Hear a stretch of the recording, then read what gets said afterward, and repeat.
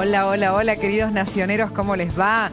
Voy a remarcar lo que dijo Débora. Mañana vamos a estar acá en el Día del Trabajo acompañándolos como siempre con todas las noticias del día y con todo el análisis.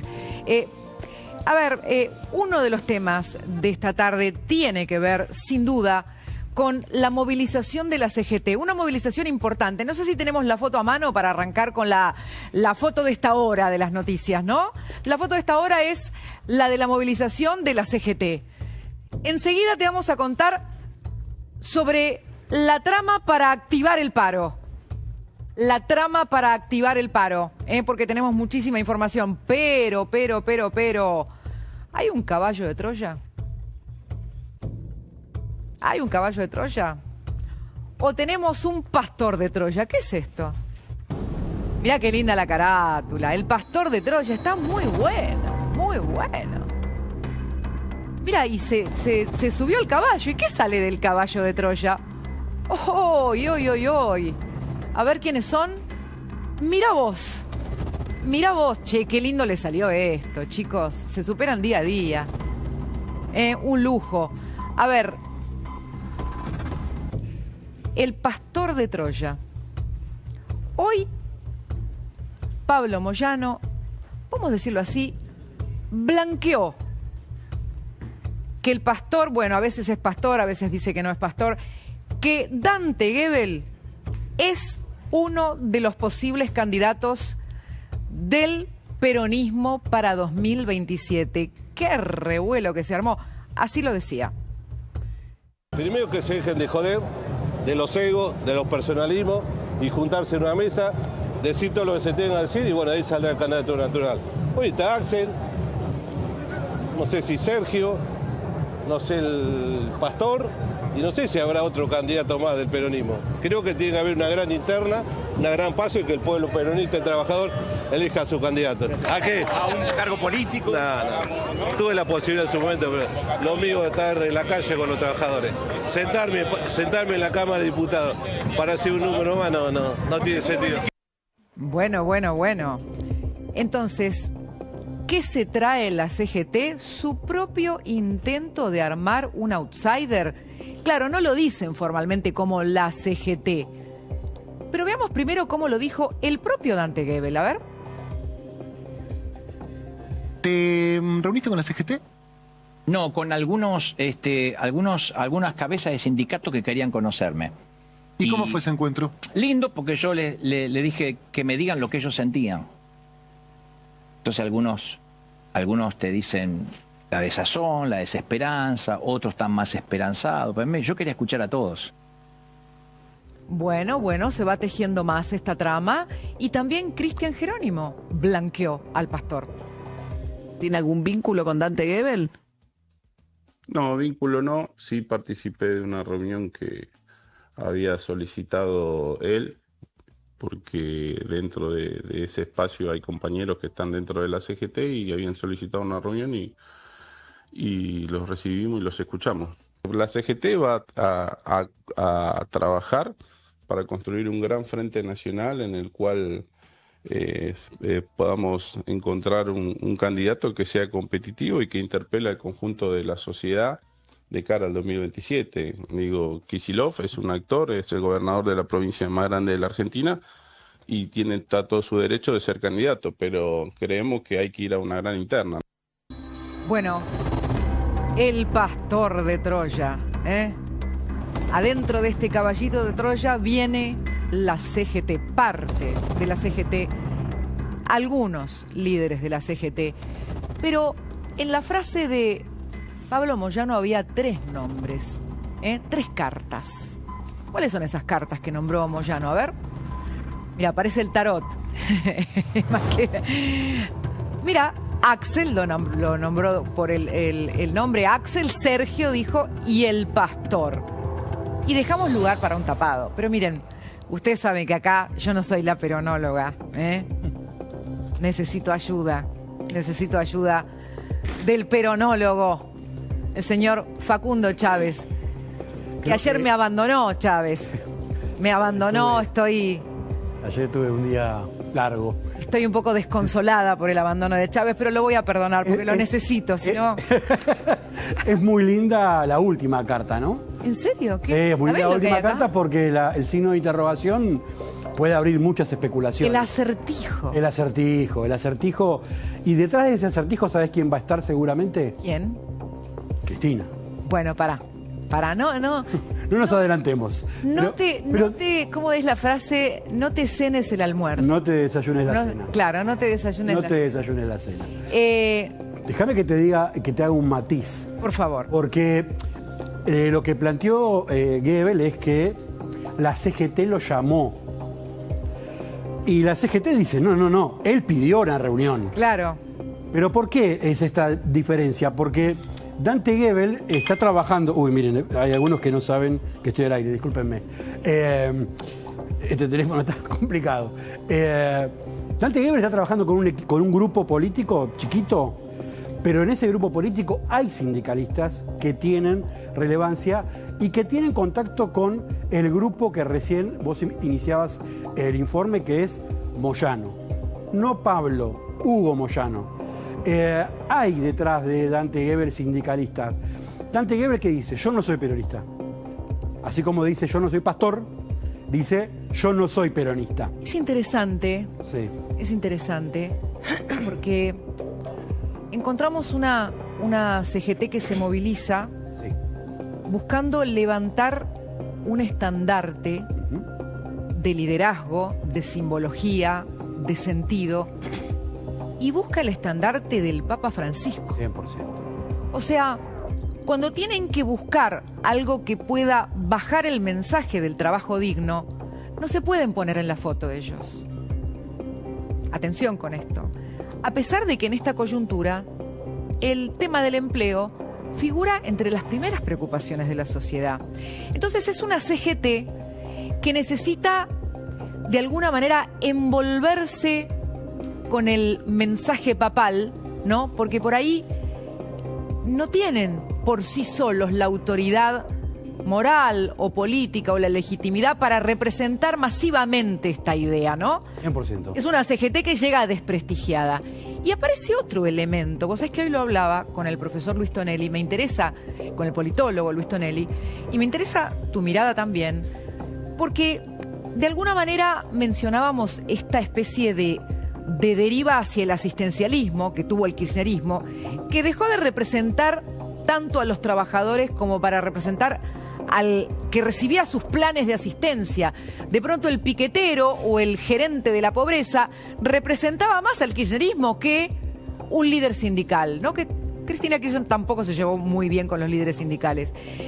Pero claro, en este momento, donde la CGT necesita volver al discurso del trabajo digno, tiene también una masa de un sector social que está en la pobreza, que está desesperado, me decía el profesor Tonelli, y quizás el pastor es el candidato de los desesperados, porque habla desde la religión, ¿no? A ver, lo que necesita la CGT y lo que necesita un sector del peronismo es poner en la cancha algo nuevo. Claro. Algo que no sea todo lo que vienen conociendo los ciudadanos argentinos que masivamente votaron otra cosa. Están echando mano ahora de este hombre. Pero están echando mano de este hombre como podrían haber echado mano de otro. ¿Pero por qué? Porque técnicamente no hay en los hechos, materialmente, ningún dirigente que pueda aparecer como algo nuevo o encontrar una figura de un outsider que permita renovar la propuesta electoral. Bueno, y acá el tema del outsider, ¿no? No es que automáticamente por ser outsider alguien puede ganar una elección. O sea, el propio Milei tenía un mensaje fuerte que comprendía su época. Fue un momento, un hombre de su tiempo cuando llega a la presidencia, incluso planteando la idea de un ajuste que era algo que nadie iba a pensar que podía permitir de alguna manera traccionar votos, y sin embargo lo hace. Eso es lo más rupturista probablemente. Ahora, más allá del estilo, de la batalla cultural, etcétera. Ahora, volviendo a esto, porque son globos de ensayo, son globos de ensayo, pero globos de ensayo, ¿no?, de un peronismo que, fragmentado, dice, nosotros también queremos jugar. Y también se sienten envalentonados quizá por este momento crítico del gobierno, donde aparecen dos costados por un lado la crisis política o la interna y por el otro lado lo que tarda en bajar, ¿no? La economía o los logros económicos macro a cierto sector de la sociedad que es importante. Dicho esto, ¿puede haber un paro de la CGT? ¿Puede lograr activar un paro sin que eso se le vuelva como una fuerza refractaria, como un boomerang? Yo quiero, si se puede, que pongamos la imagen aérea de la Plaza de Mayo. A ver. De hoy. Ahí está. Esta es la imagen de la movilización de la CGT. Y ustedes ven blancos por todos lados. Por todos lados. Por todos lados. Menos mal que hay árboles, te diría. Exactamente, todo blanco, blanco, blanco. Estamos adelante de la pirámide de Mayo, es decir, ni la mitad de la Plaza de Mayo pudo completar la CGT haciendo una movilización completa, orgánica de la CGT. La CGT tiene un problema, que así como no puede llenar una plaza, tampoco puede garantizar que un paro nacional sea cumplido a rajatabla. Entonces, ¿qué hay dentro de la CGT? Hay dos sectores muy claros, que hay un sector dialoguista y hay un sector de ruptura, hay un sector duro. Choque. Pero ese sector de choque está ganando de a poco espacio. Haber tenido en primera fila a una persona como Gerardo Martínez de la UOCRA, que en la CGT lo llaman el canciller. Claro. Porque es el hombre que dialoga con todos e incluso dialoga con el gobierno. Esa es una señal de que la CGT está resistiendo y le está quedando poco para que no exista un paro nacional. La paciencia se terminó, dijo hoy uno de los dirigentes de la CGT desde el escenario. Ahora, si bien está esa vacancia, ¿no?, que describe Facundo también, porque la CGT registra quizás que para algunos sectores la paciencia se terminó, no termina de ser autosuficiente para representar a esos sectores que quizás perdieron la paciencia. Esta es la crisis que tiene el peronismo aún hoy. Y nosotros empezamos con 4 cartas, ¿no? Vamos a poner de nuevo las 4 cartas, donde en parte, porque acá tenemos el último candidato presidencial es Sergio Massa. El hecho de que eventualmente vuelva a estar este nombre habla de la dificultad que tiene el peronismo para pensar en renovación. Que Axel Kicillof, el gobernador de la provincia de Buenos Aires, que sería el candidato natural, también se encuentre con numerosos escollos, en principio el de su ex jefa o, bueno, su madre política, pero que al mismo tiempo, y hoy se lo preguntaba el profesor Tonelli, puede ser el que verticalice al resto, que ahí hay otra cuestión importante. Hoy el liderazgo hay que ganarlo, y que tenga que aparecer el pastor como una carta que hay de la desesperación por encontrar algo que parezca nuevo, que parezca novedoso. Y finalmente, del pastor y el estandarte del Papa a la papisa del peronismo, ¿no? ¿A la? Papisa del peronismo. Y sí, Cristina, nuestro acertijo. Porque en el fondo, ella, la papisa del peronismo, ella es la que tiene el núcleo duro más numeroso, la que quiere ser la gran electora, por lo que Parrilli sale a decir el otro día, es Cristina. Entonces, siempre también en el caballo de Troya, la experta en caballos de Troyas, la que en un tuit puso un presidente, es Cristina. Entonces, todo esto podrá juntarse, podrán fingir que son otra cosa. La verdad, hoy se ve difícil. Se ve difícil, pero ya Cristina está moviendo, ¿eh? El 19 de mayo, dentro de 20 días, va a haber reunión en el Consejo Nacional del PJ convocada por decisión de esta señora.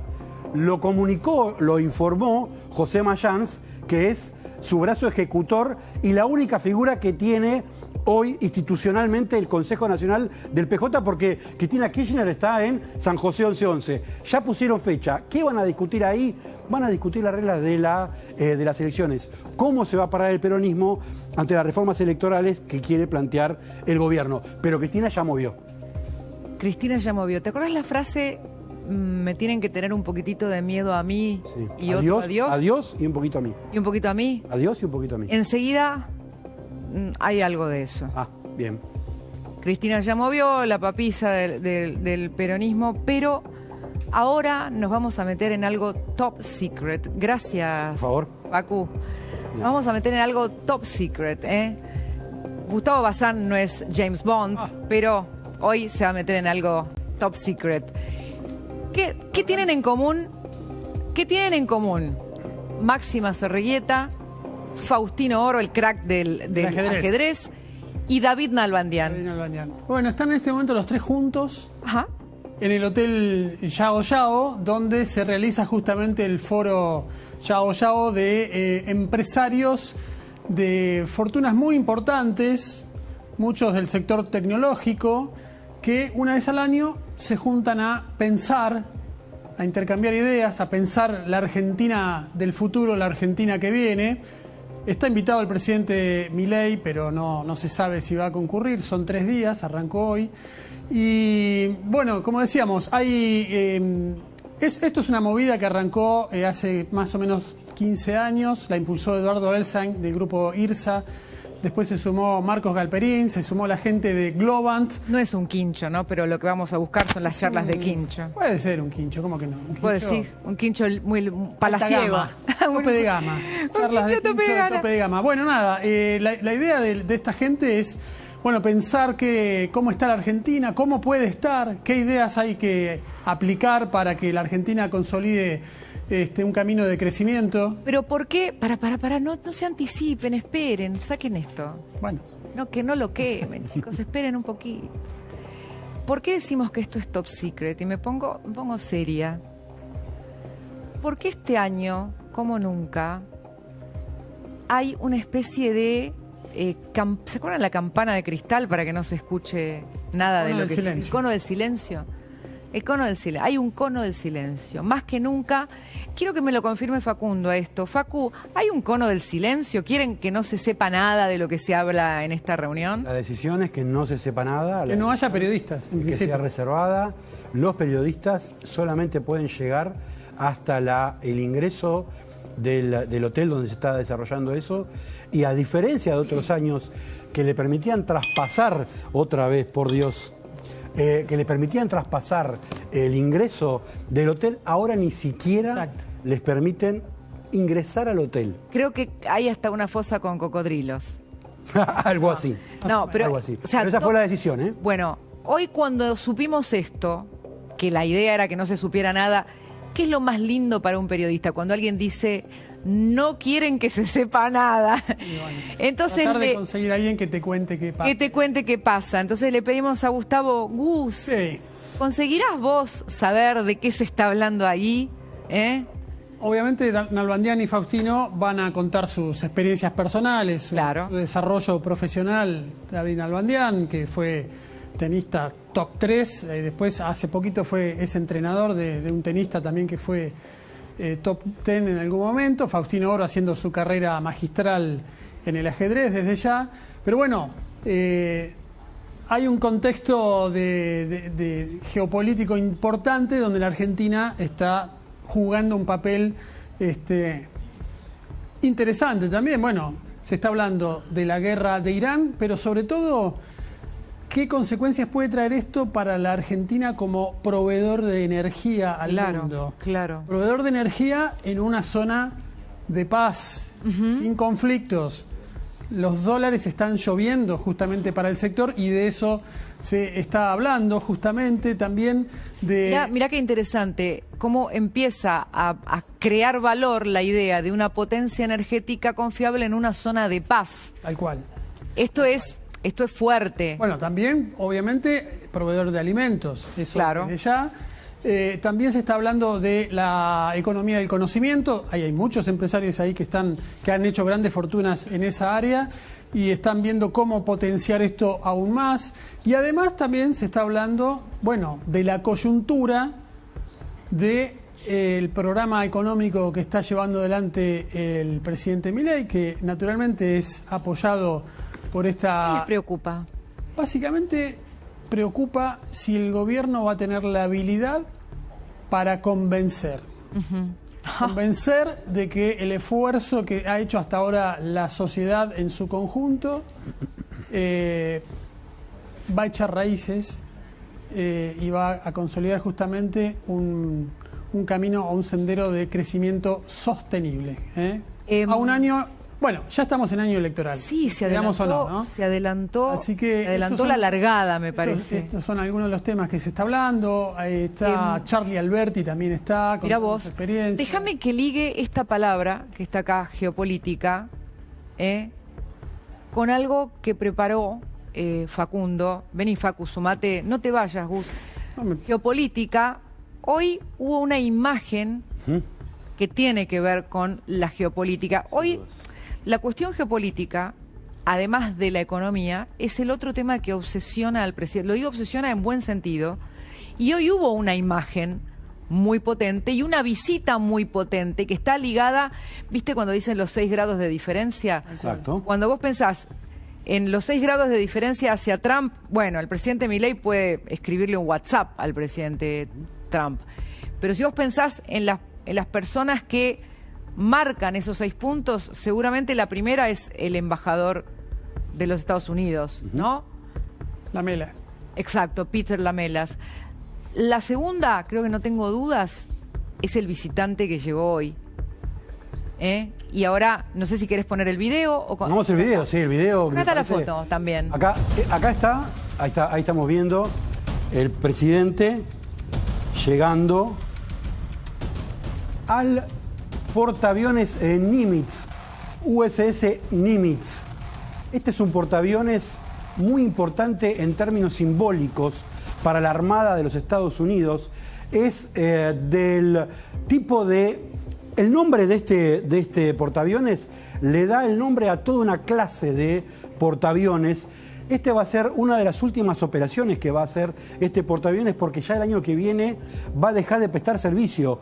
El presidente Javier Milei y gran parte del gabinete fueron al portaaviones en una demostración. Ahí estamos viéndolo a Javier Milei al lado del embajador de Estados Unidos, Peter Lamelas de Estados Unidos, al lado del ministro de Defensa, Karina Milei, por supuesto, la secretaria general de la Presidencia, y Pablo Quirno, la ministra de Seguridad, Alejandra Monteoliva, fueron al portaaviones en el marco de los ejercicios que están haciendo binacionales, ejercicios de capacitación que están haciendo la Armada Argentina con la Armada de los Estados Unidos. La presencia del presidente en el portaaviones, primero que esté el portaaviones, este portaaviones tan simbólico y tan significativo de la Armada de los Estados Unidos, ya ese es un gesto geopolítico, claro, de Estados Unidos. La presencia de un alto jefe del Comando Sur. Y la presencia de la... Y ahí es donde yo digo,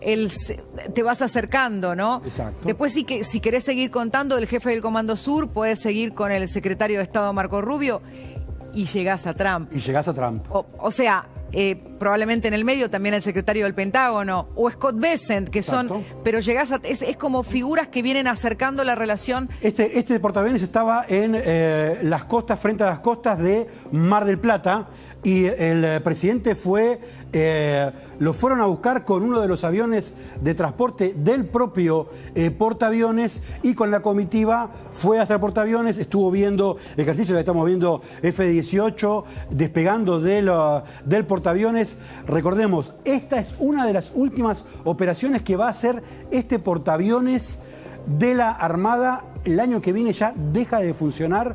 Vos fíjate ahí, digamos, todo el equipo del presidente recorriendo el portaaviones. Es un gesto político, es un gesto geopolítico y es una señal de alineamiento con Estados Unidos, sin dudas. Hoy, el secretario de Estado Marco Rubio se refirió al famoso memo del Pentágono donde se hablaba de reconsiderar la posición de Estados Unidos con respecto a las Islas Malvinas. Y Marco Rubio dijo, es solo un mail, es solo un memo. Y los diarios ingleses dijeron, el secretario de Estado Marco Rubio descarta la posibilidad de que Estados Unidos pierda la neutralidad. Pero al mismo tiempo Estados Unidos manda el portaaviones, y el presidente Milei sube al portaaviones. Igual creo que el acto de Trump con el rey me parece que desactiva cualquier... Claro, pero acá... acá hay que ver el doble discurso. Sí, claro. Porque Estados Unidos manda señales en las dos direcciones. Exacto. Consolida su alianza con Argentina y por lo menos las discusiones de alineamiento que muestran fierros, esto es lo que dice el gobierno argentino, Exacto. Las fotos que muestran fierros también son mensajes. Exacto. Entonces Argentina busca avanzar en su alianza con los Estados Unidos, Sin duda. mientras, por el otro lado, el Reino Unido busca sumar sus fichas en el sentido de no, acá somos la relación especial, somos el mejor amigo de Estados Unidos, no va a pasar nada. En el Cono Sur no hay aliado más importante de Estados Unidos, del gobierno de Trump, ¿no? Sí. No hay aliado más importante para el gobierno de Trump que Argentina y Javier Milei. No, tuvimos dos hechos objetivos concretos. Una ayuda financiera de 20.000 millones de dólares en septiembre y una influencia decisiva en el resultado del fallo por YPF. Ahí ya tenemos dos hechos concretos más allá de las palabras, las imágenes y los gestos, ¿no? Porque más allá de que, bueno, algunos decían fue la misma estrategia jurídica, yo creo que los apoyos del Departamento de Justicia no ocurrieron en un vacío. Los apoyos del Departamento de Justicia de la Argentina ocurrieron en estricta relación... Un cheque de 38.000 millones de dólares. Exacto. No hay que dejar de lado lo que acaba de pasar. Mira, lo estás tapando, correte. Ay, perdón. Sí. No hay que dejar pasar una noticia de última hora de la Oficina de Comercio, que sacó a la Argentina. Totalmente. A la Argentina de la lista negra de patentes. Que era para el gobierno de Trump y era para la relación de Argentina con Estados Unidos en términos comerciales una situación complicada, porque lo tenía a Argentina dentro de la lista negra con los países más complicados del mundo. Es la calificación. Es una edición de hoy, de hace horas. La calificación del país en relación a la propiedad intelectual. Exacto. La foto que está ilustrando esto es una reunión entre el canciller Kirchner precisamente y su par en este sentido con la decisión firmada. Son muchas decisiones Pero simultáneas. sumemos la presencia de este portaaviones, en este contexto, un alto jefe del Comando Sur, la decisión que marca Gustavo sobre YPF, exacto, la cuestión de las patentes y en este ruido la ofensiva argentina por hacerse notar en cuanto a su determinación para pelear por la cuestión Malvinas,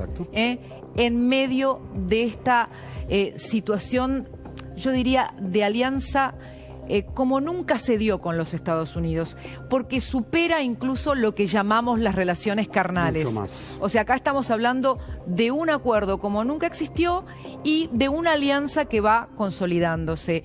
Más allá de lo que planteabas sobre la visita del rey Carlos, esa relación es una relación que empieza a entrar en una especie de cono de sombra. Yo no creo que al presidente Trump le haya gustado todo lo que dijo el rey en el Capitolio, con lo cual, conociendo el paño, ojo el piojo, el ego pesa. Obvio.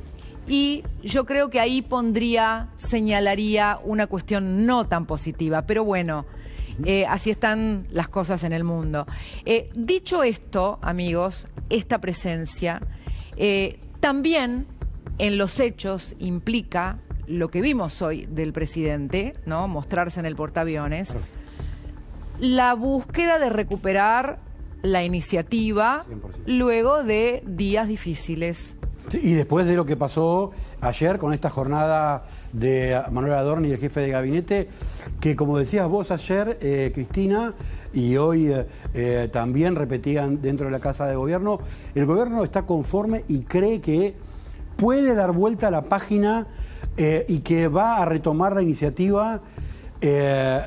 El tema de la prensa es un tema que va por otro lado y el gobierno lo que tiene decidido es avanzar con su agenda parlamentaria y avanzar con su agenda política. Esto de hoy es parte de eso.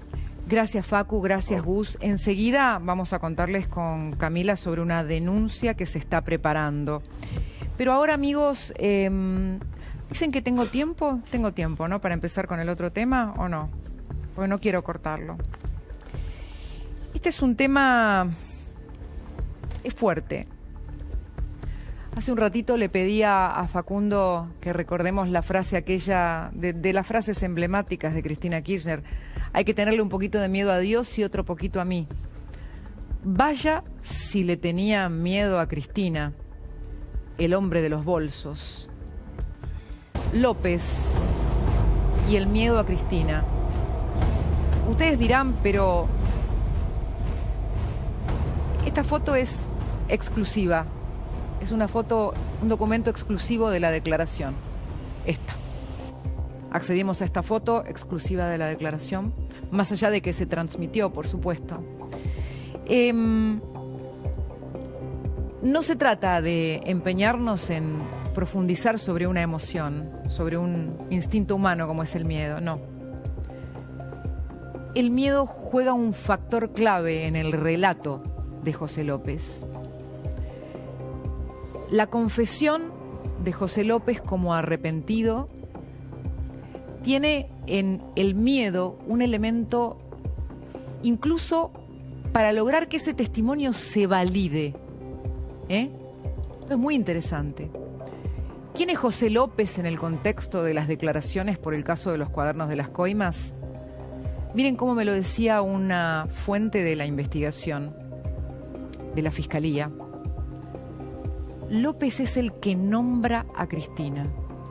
Es muy fuerte esto, porque ustedes saben que en esta causa, y más tarde vamos a avanzar en eso, Cristina está acusada por asociación ilícita en 34 hechos de sobornos, pero son 700 hechos en total los que están en juego para ser probados en la pesquisa, en este caso de la fiscal Fabiana León. Entonces, López es el que nombra a Cristina. Acá hay algo muy importante. Hoy, López no se retractó, pero se convirtió probablemente en el rey del doble discurso.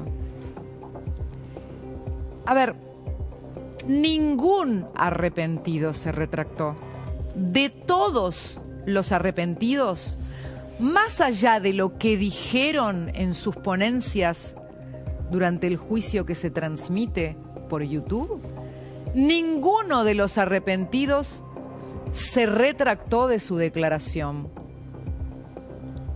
Lo que pasa es que la confirmaron ambiguamente para luego decir lo que pudiera amortiguar esas palabras firmadas y homologadas por el fiscal y por el juez.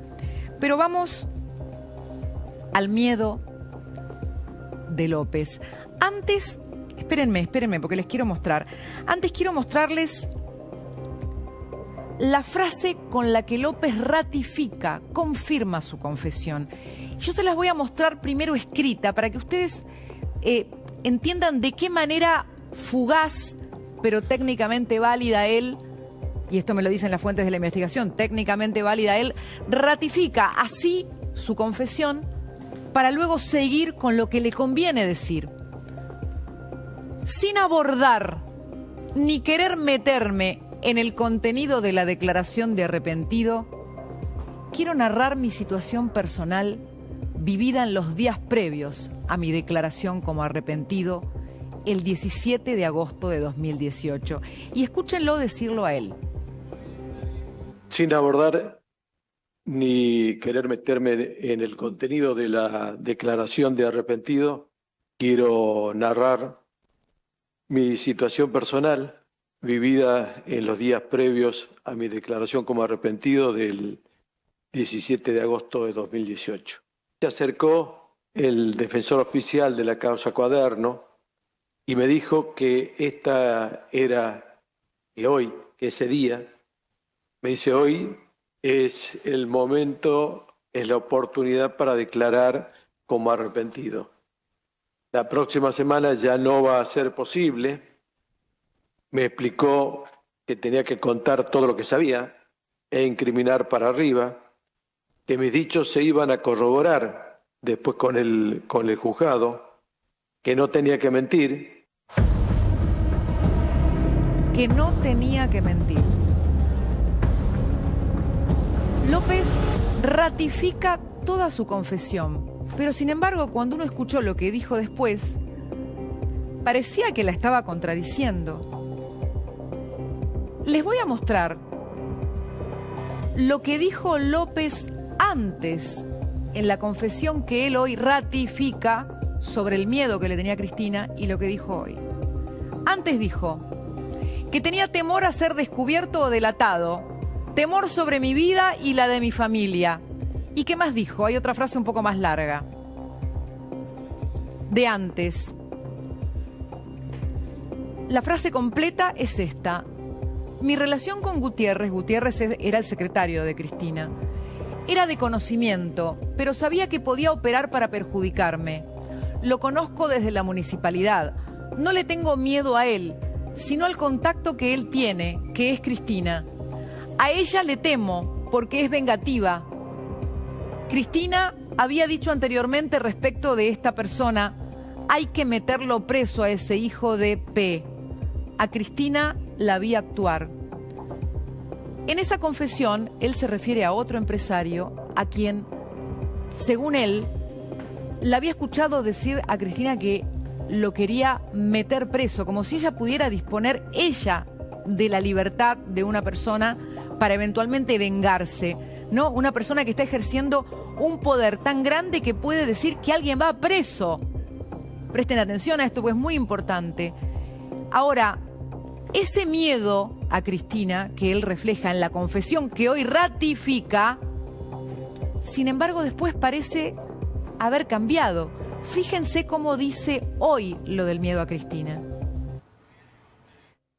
El miedo que mencioné que yo tenía respecto de la expresidenta tenía que ver con la forma de gestionar el poder del gobierno nacional.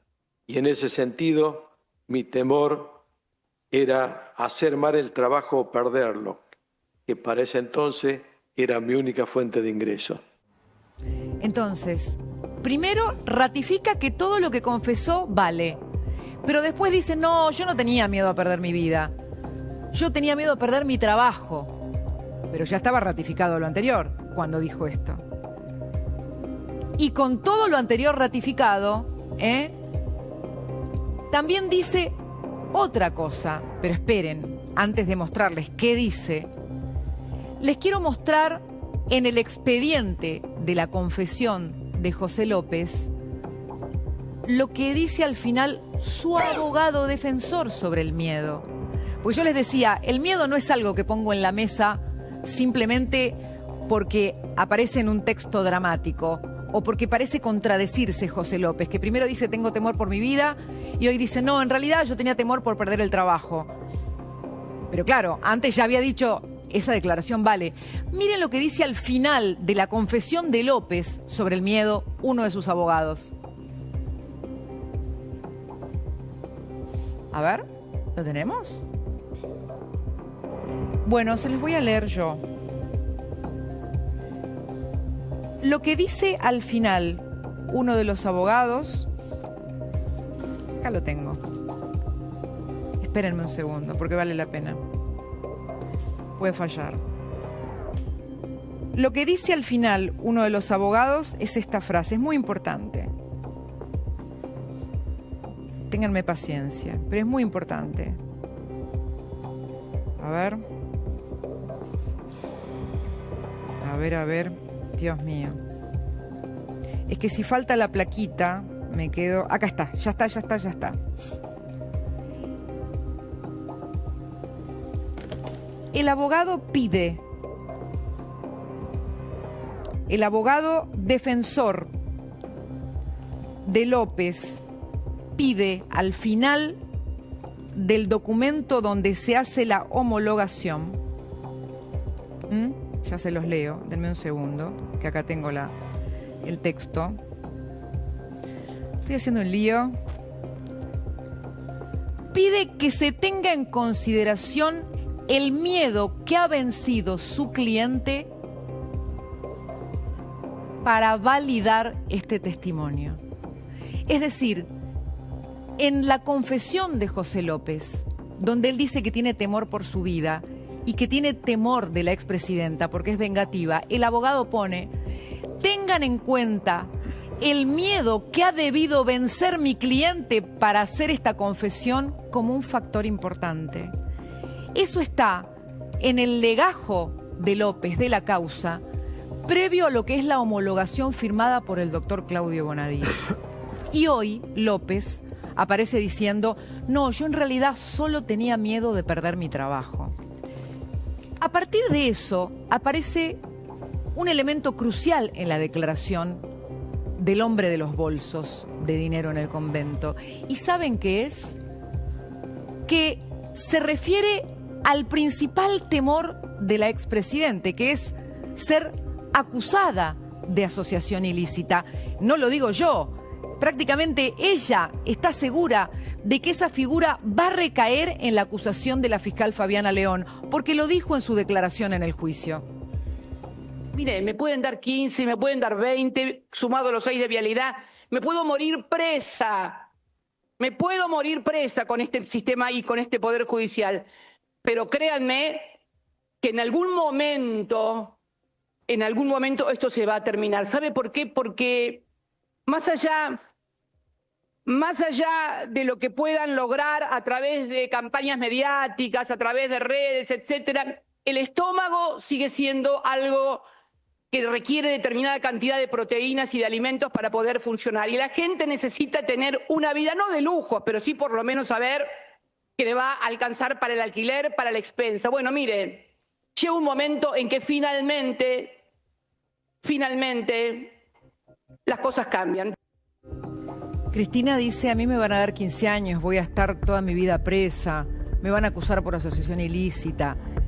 Y hoy López, que empezó diciendo: ratifico lo que confesé, dice: no, yo no creo que esto haya sido una asociación ilícita. Así. Nunca fui invitado a integrar una asociación ilícita, sino a conformar un gobierno legítimo y elegido por el pueblo en 3 periodos consecutivos. Así fue en Santa Cruz cuando me integré a la gestión del gobierno municipal primero y provincial después.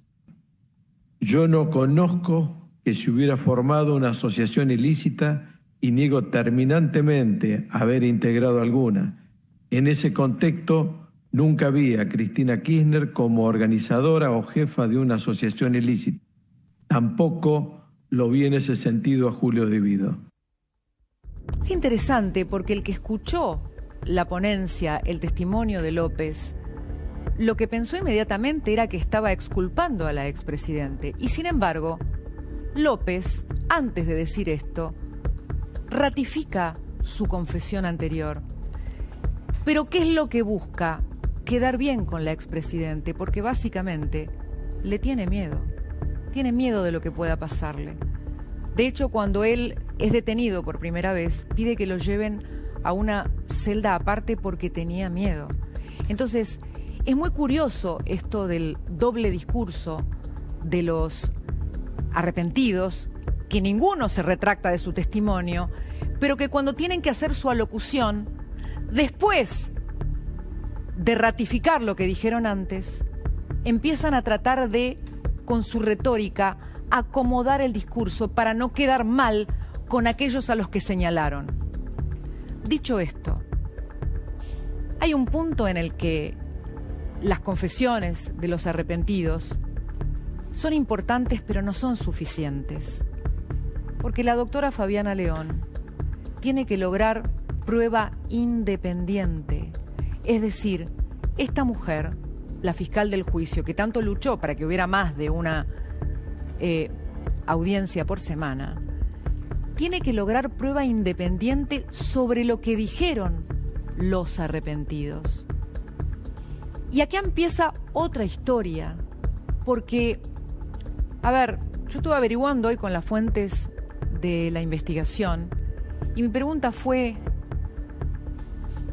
¿hay suficiente prueba independiente para que los testimonios de los arrepentidos, de los cuales ninguno se retractó, puedan terminar generando una acusación como asociación ilícita? Y la respuesta que me dieron hoy es que la convicción, por lo que ya se ha logrado en esta investigación, es que exista elemento suficiente para una acusación seria, una acusación grave, que se está avanzando con elementos suficientes hacia ahí. Pero, ¿qué falta? Falta algo muy importante que comienza el martes que viene. ¿Y qué es esto? La prueba real que empieza el martes. Miren con qué. Con la declaración de Diego Cabot. La convicción de los investigadores es que se va a lograr toda la prueba independiente necesaria para avanzar hacia una acusación que, recuerden ustedes, en el caso Vialidad no se pudo probar, porque fue solo uno de los votos de los camaristas el voto del doctor Gustavo Hornos el que valida la asociación ilícita, y luego los fiscales que la reclaman, tanto el fiscal Mario Villar como el fiscal Diego Luciani, pero no se logra probar. En este caso de los cuadernos, ¿estamos ante la posibilidad de que esa acusación llegue a la última instancia? Ese es el temor de Cristina. Cristina ya pensó que eso sí iba a ocurrir. Y la doctora Fabiana León, de acuerdo a lo que sabemos, estaría convencida de que se puede producir esa prueba. Pero hay algo también muy interesante que pasó en la audiencia. Porque por una acordada está determinado que puedan transmitirse en directo solo hasta las indagatorias y luego los alegatos. Y hoy hubo una discusión para que también se siga transmitiendo en vivo todo lo que falta del juicio, todo lo que va a pasar a partir de ahora, con una declaración fundamental que yo les quiero decir aquí. Es tan valiente nuestro compañero Diego Cabot, que sostuvo y sigue sosteniendo esta investigación tan dura, y probablemente se va a enfrentar ante abogados defensores que van a buscar socavar su propio trabajo periodístico. Y se va a sentar este martes para defender una investigación que no tiene antecedentes en la historia de la corrupción en Argentina. A ver, yo no sé si los chicos encontraron el momento en que la fiscal habla de la importancia de la transmisión, y les propongo que lo escuchemos.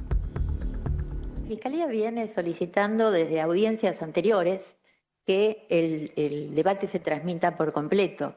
Así lo hice en incluso la audiencia preparatoria del debate. Considero que toda la comunidad, no solamente nacional, debe tener acceso a la totalidad de lo que ocurra en la audiencia, puesto que ello también permitirá formular las imputaciones o no al final del debate con la absoluta certeza de que nada se ha cocinado a escondidas de nadie. Y acá está lo importante, que para mí es lo que tenemos que recordar cada vez que se dirime un caso de corrupción. No importa qué caso sea, pero más en este, que es una mega causa de corrupción. Y es lo que suelen escuchar de la fiscal Fabiana León cuando pide esto que decía en el tribunal, que se transmita todo el juicio. La sociedad tiene derecho a saber lo que pasa en el juicio porque es la principal víctima.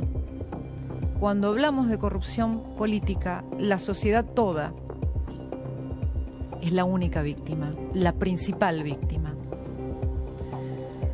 Creo, amigos, que empieza la fase fundamental del caso de los cuadernos el martes que viene. Ahora, cambiamos totalmente de tema y creo que tengo una información urgente.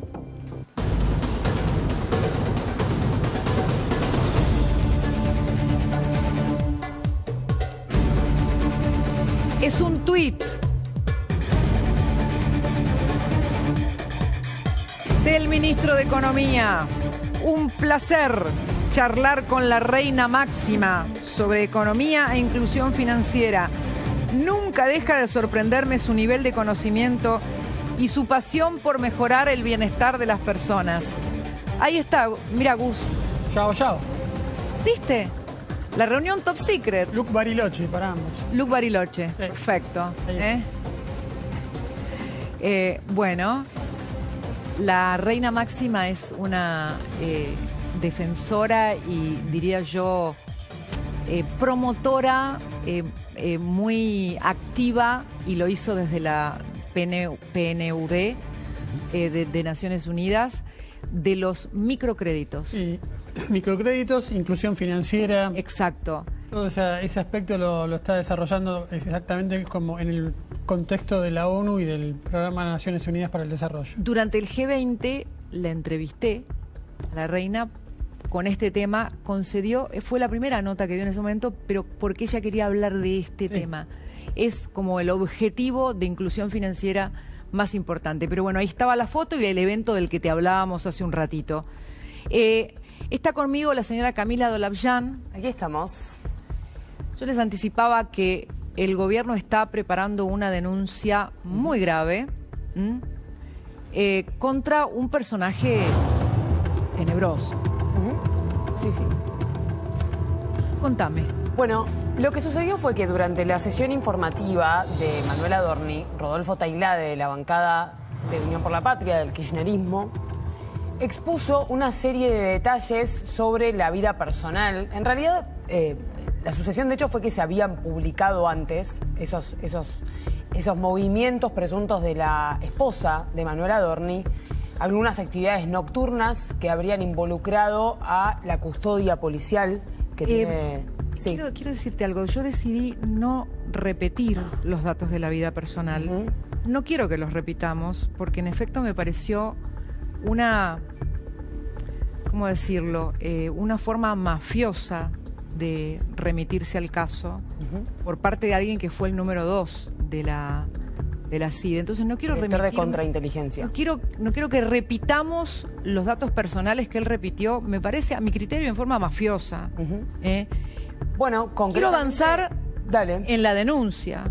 Para que se entienda, nada más reveló algunos movimientos personales, tanto de actividades como de viajes de Betina, de la mujer de Manuel Adorni, en tono de, bueno, ¿qué están haciendo con los recursos estatales? Esa era la pregunta de Tailade. Lo interesante, como vos decías, es quién es Rodolfo Tailade. Rodolfo hoy es diputado nacional, pero solía ocupar un cargo muy importante dentro de la Secretaría de Inteligencia del Estado.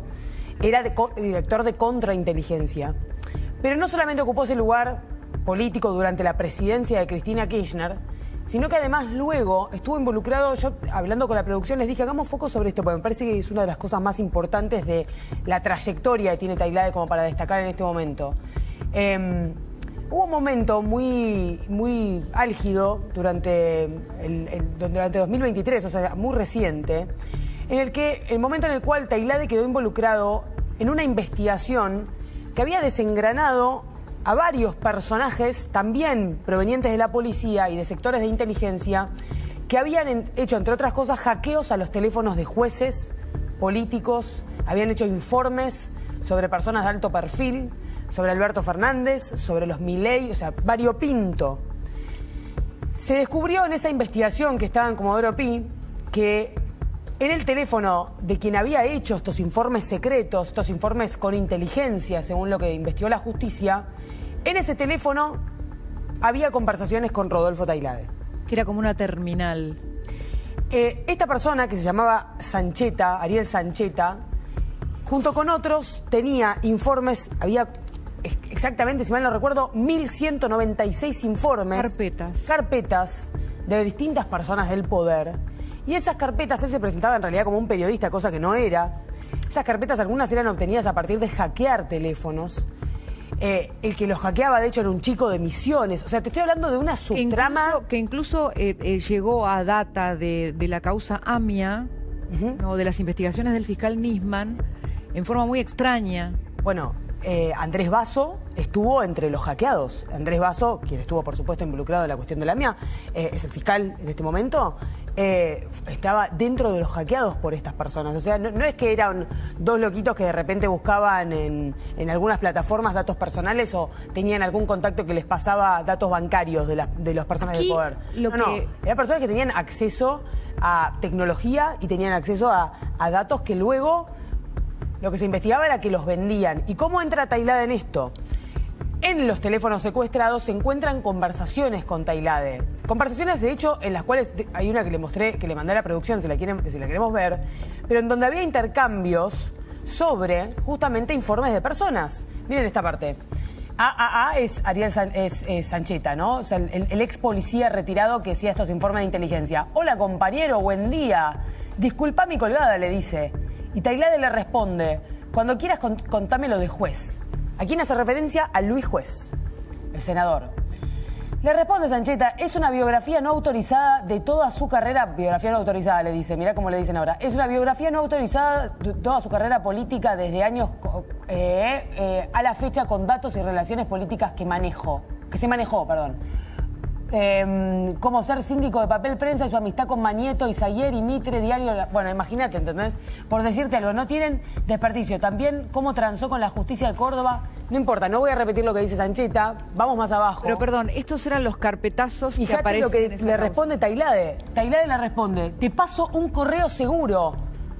Y le pasa un Gmail para que le envíe toda esta información. Esto es el intercambio que tenía con una persona que está... investigada por hacer inteligencia ilegal. Lo que está sospechando en este caso el gobierno es que por la información detallada y, de seguimiento continuo que manejó, podría haber espiado o contado con seguimiento de la vida personal de la familia del jefe de gabinete, a pesar de que eso... Él aduce que salió en una publicación. O sea, el gobierno piensa que él puede haber estado detrás de este espionaje. Que, para serte franca, Cris, la justificación de que esto salió en un medio, con todo respeto al medio donde fue publicado, no es suficiente porque muchas veces hay medios que publican lo que les envían determinadas fuentes.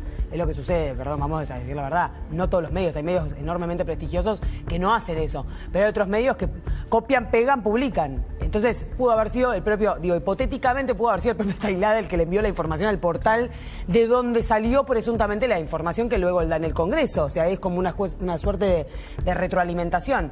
Entonces, ¿es posible? Bueno, tiene que, con los antecedentes que tiene Tailade, no solamente laborales, no estamos hablando del currículum, sino de las investigaciones en las que estuvo involucrado, es plausible pensar en que estos movimientos pudieron haber sido obtenidos de forma ilegal. Puede ser, de la misma forma que puede ser información que haya salido de informes que ya tiene la justicia. La verdad es muy difícil de saber, pero la denuncia sería por espionaje ilegal. ¿Y qué más?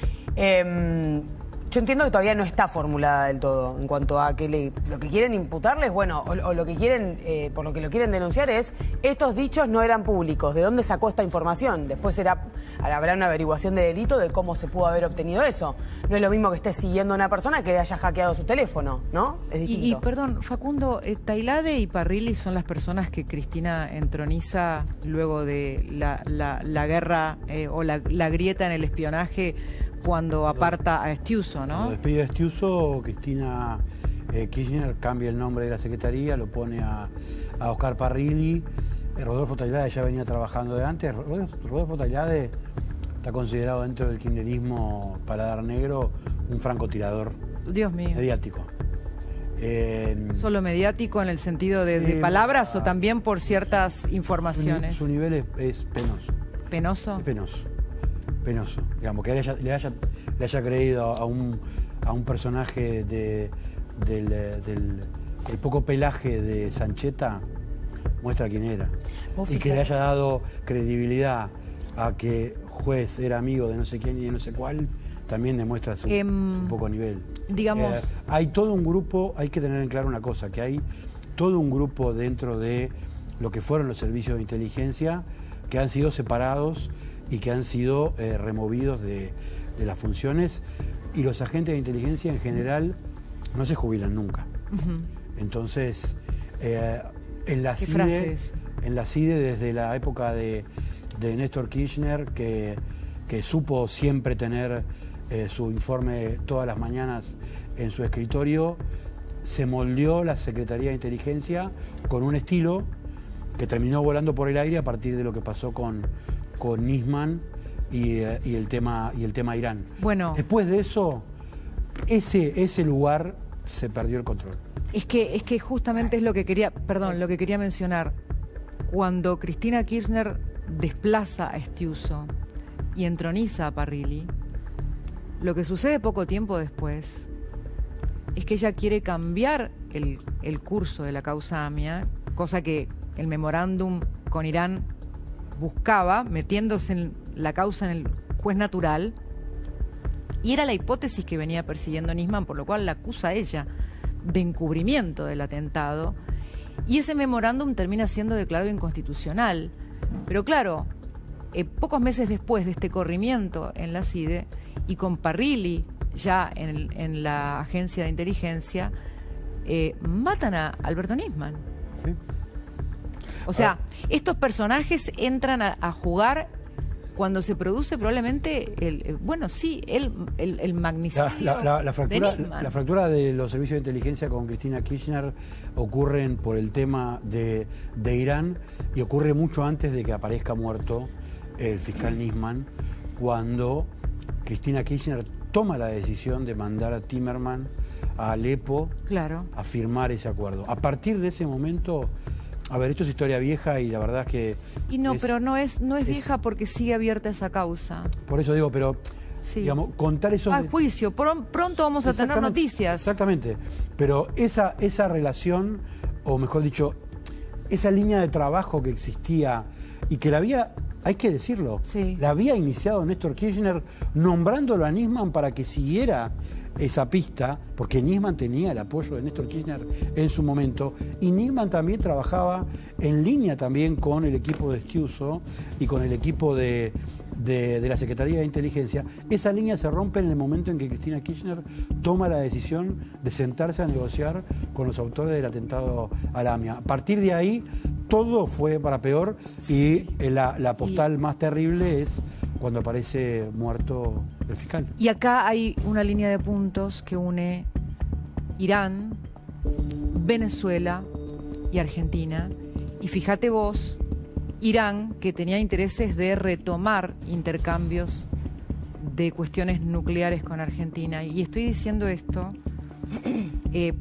justamente porque con Agustín Antonetti trabajamos en un tema que tiene que ver con eso, y ahora se los vamos a contar, tema Irán y riesgo nuclear, pero con una radiografía mucho más amplia, aunque quiero la línea final y las conclusiones de Camila sobre esta denuncia y si se va a concretar, si está en evaluación o si se va a concretar. Entiendo que está en evaluación, pero con la definición de concretarla. Quería sumar un dato más, ya que estamos hablando de espionaje y del kirchnerismo. En esos chats con este ex policía retirado de inteligencia, aparecía un dirigente muy alto de la Cámpora. Aparecía Fabián Conu Rodríguez, muy cercano a Máximo Kirchner. De hecho, hay un chat que es revelador, en donde empieza a pedirle información a Sancheta sobre Victoria Tolosa Paz. Me acuerdo. La interna que en ese momento desangraba al gobierno, le pide información sobre Victoria Tolosa Paz. De hecho, le empieza a preguntar acerca incluso empieza a discutir sobre el country sobre el que vivía, y le dice, mañana lo tenés, armo nota, tema country, por Dios, esta mina, no importa, empiezan a hablar de ella. Dice, esta mina no toca a un pobre ni con una caña, dice. Y después le dice Sancheta Rodríguez que se ve en el mes siguiente cuando viajaba a Capital. O sea, este era el tipo de relaciones de estos personajes y las cosas que congeniaban en los chats a los que accedió la justicia. O sea, esto está integrado en el expediente judicial. Bueno, no me quiero extender, pero cuando se va del país por dar la primicia sobre la muerte de Nisman, Damián Pacher, recordemos que en la agencia de información que manejaba Conu Rodríguez se va del país. Sale la información de su salida y el aeropuerto y no sé qué otro dato. Qué fresco está todo, ¿no? Terrible, no, uno se acuerda y es tenebroso. La palabra está... El periodista que dio la primicia se tuvo que ir de país. Agustín Antonetti, ¿me acompañás? Vamos. A ver, amigos, esta semana estuvimos hablando aquí en el programa sobre las famosas 460 toneladas de uranio enriquecido de Irán. Pero hoy les vamos a contar por qué es mucho más el uranio en posesión de Irán y cuál es el riesgo real. Agustín. Bueno, vamos a intentar contar un poco de lo que fue también los últimos años de este plan nuclear, porque de alguna forma llegamos hasta hoy, hasta los ataques de los Estados Unidos. Y tenemos que irnos un poco a lo que vendría siendo en 2015, cuando Obama hace este tratado nuclear con el régimen de Irán. Porque claro, la preocupación por lo que estaba haciendo Irán de enriquecer uranio, Irán que lleva su plan nuclear hace más de 20, 30 años intentando fabricar una bomba, y en el 2015 Obama hace un acuerdo, Obama y algunos países de la Unión Europea, con el régimen de Irán para que Irán entregue el 97% de su uranio enriquecido a Rusia. El título es El Gran Salto, pone la carátula principal. De 0 a 100 bombas. ¿Qué quiere decir esto? Esto tiene que ver todo el camino que estuvo haciendo Irán durante todos estos años para llegar hasta donde está hoy. ¿Dónde está hoy? 11 toneladas de uranio enriquecido, que eso te sirve para fabricar 100 bombas nucleares. Lo que pasa es que no todo ese uranio está enriquecido al 60 como las toneladas, las 460, los 460 kilos que está buscando recuperar Estados Unidos. De hecho, a ver, si vemos los últimos años fue creciendo este porcentaje al punto de que hoy se dice, ¿no?, por lo que también dicen varias fuentes que entienden sobre el tema, más los especialistas, que está en el 84%. 84% el uranio enriquecido. Si vos llegás al 90%, ya podés fabricar una bomba nuclear. O sea, están al borde de poder fabricar estas bombas nucleares. Contame qué estamos viendo acá. Bueno, esto es un poco lo que contamos de este plan de los últimos años. ¿Por qué? A ver, acá dice, el uranio para energía se enriquece al 5%, pero para una bomba se necesita un 90%. Lo que contábamos recién, que hoy en día están en el 84%, o sea, solo a un paso técnico. Entonces, durante los últimos años, en estas 3 fases, que lo podemos dividir, 2015, cuando comienza todo como Obama, que ellos entregan su uranio a Irán, estaba en este 5% que era para energía más local, para uso civil, digámosle. Y después, en el 2018, el presidente Trump decide salirse del acuerdo. Claro, entre ese trayecto que va desde 2018 a la actualidad, el porcentaje de producción de Irán en materia nuclear empieza a crecer desproporcionalmente, y muchas de esas cosas de forma secreta. Por eso tuvimos los ataques el año pasado. Y acá hablamos ya de casi media tonelada de uranio de alta pureza, lo que serviría, dice el argentino Rafael Grossi, para 11 bombas nucleares.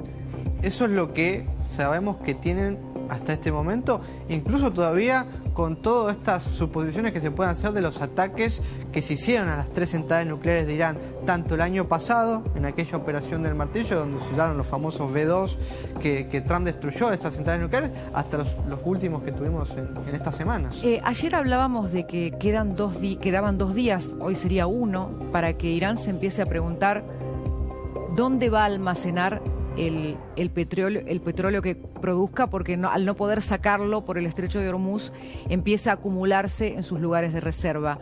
Si un tema clave en la guerra es el petróleo, el otro tema es el uranio, Agustín.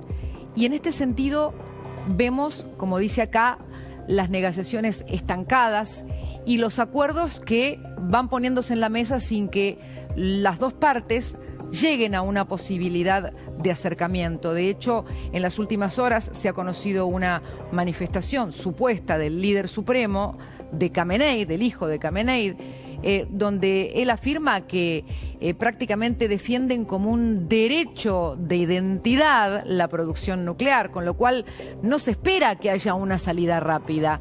No, por eso justamente que están estancadas, porque ¿qué es lo que pasa entre Estados Unidos e Irán? Estados Unidos tiene un objetivo principal. Irán no puede bajo ninguna circunstancia tener una bomba nuclear, tener ese plan nuclear. Y Irán, ¿qué dice? Nosotros no renunciamos de ninguna manera a tener nuestro propio plan nuclear. Claro, ellos no dicen para fabricar la bomba, pero dicen no vamos a renunciar a nuestro plan nuclear. Y eso es lo que produce el quiebre entre Estados Unidos e Irán, por lo cual estamos, por lo menos en estas negociaciones estancadas. Y dicho sea de paso, y esto quizás lo podamos llegar a ver los próximos días, hoy durante la tarde, hubo un informe del Pentágono y de los altos mandos militares al presidente Trump sobre operaciones, para realizar operaciones cortas, es lo que dicen, cortas, que no duren más de una semana, pero muy potentes sobre Irán para destrabar las negociaciones. O sea, podrían volver los ataques al tiempo que sigue el bloqueo en el estrecho de Hormuz para tratar de desandar un camino que, perdón... Avisarlos. Que, perdón, Irán viene en este sentido ganando, porque estirar este conflicto a Irán le sirve. Le sirve porque genera una disrupción en la economía, que es lo que perjudica a los Estados Unidos o al mundo por el precio del petróleo y por la incidencia que tiene eso en la inflación. Entonces la pregunta es, ¿cómo sale Trump de este laberinto, Agustín?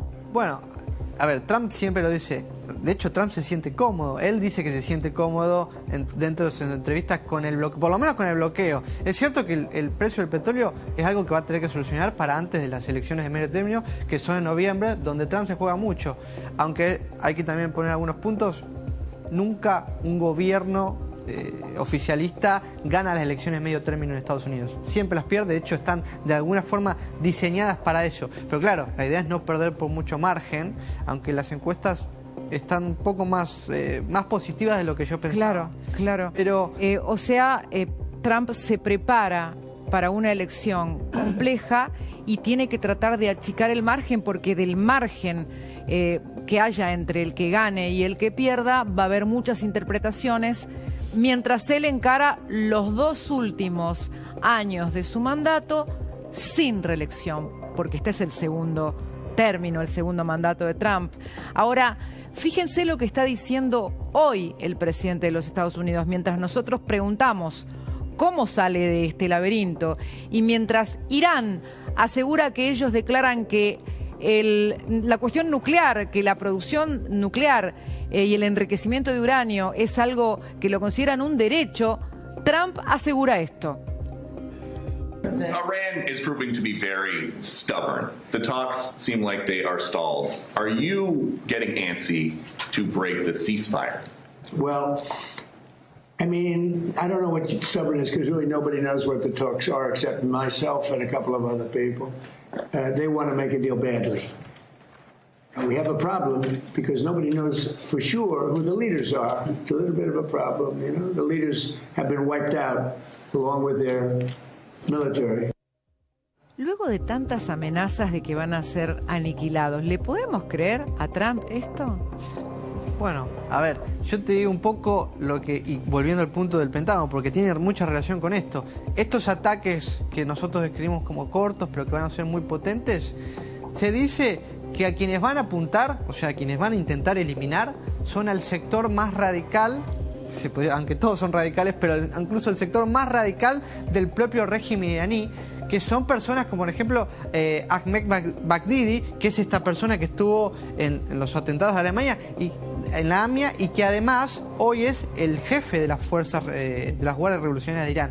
Todo ese sector que está de alguna forma enfrentado con quien venía siendo el ministro de Relaciones Exteriores, con el presidente del Parlamento iraní, que son los negociadores, son los que están poniendo este bloqueo. Halcones y palomas. Los halcones serían el objetivo de los próximos ataques de Estados Unidos. Sería más o menos eso. Y van a ir por ellos.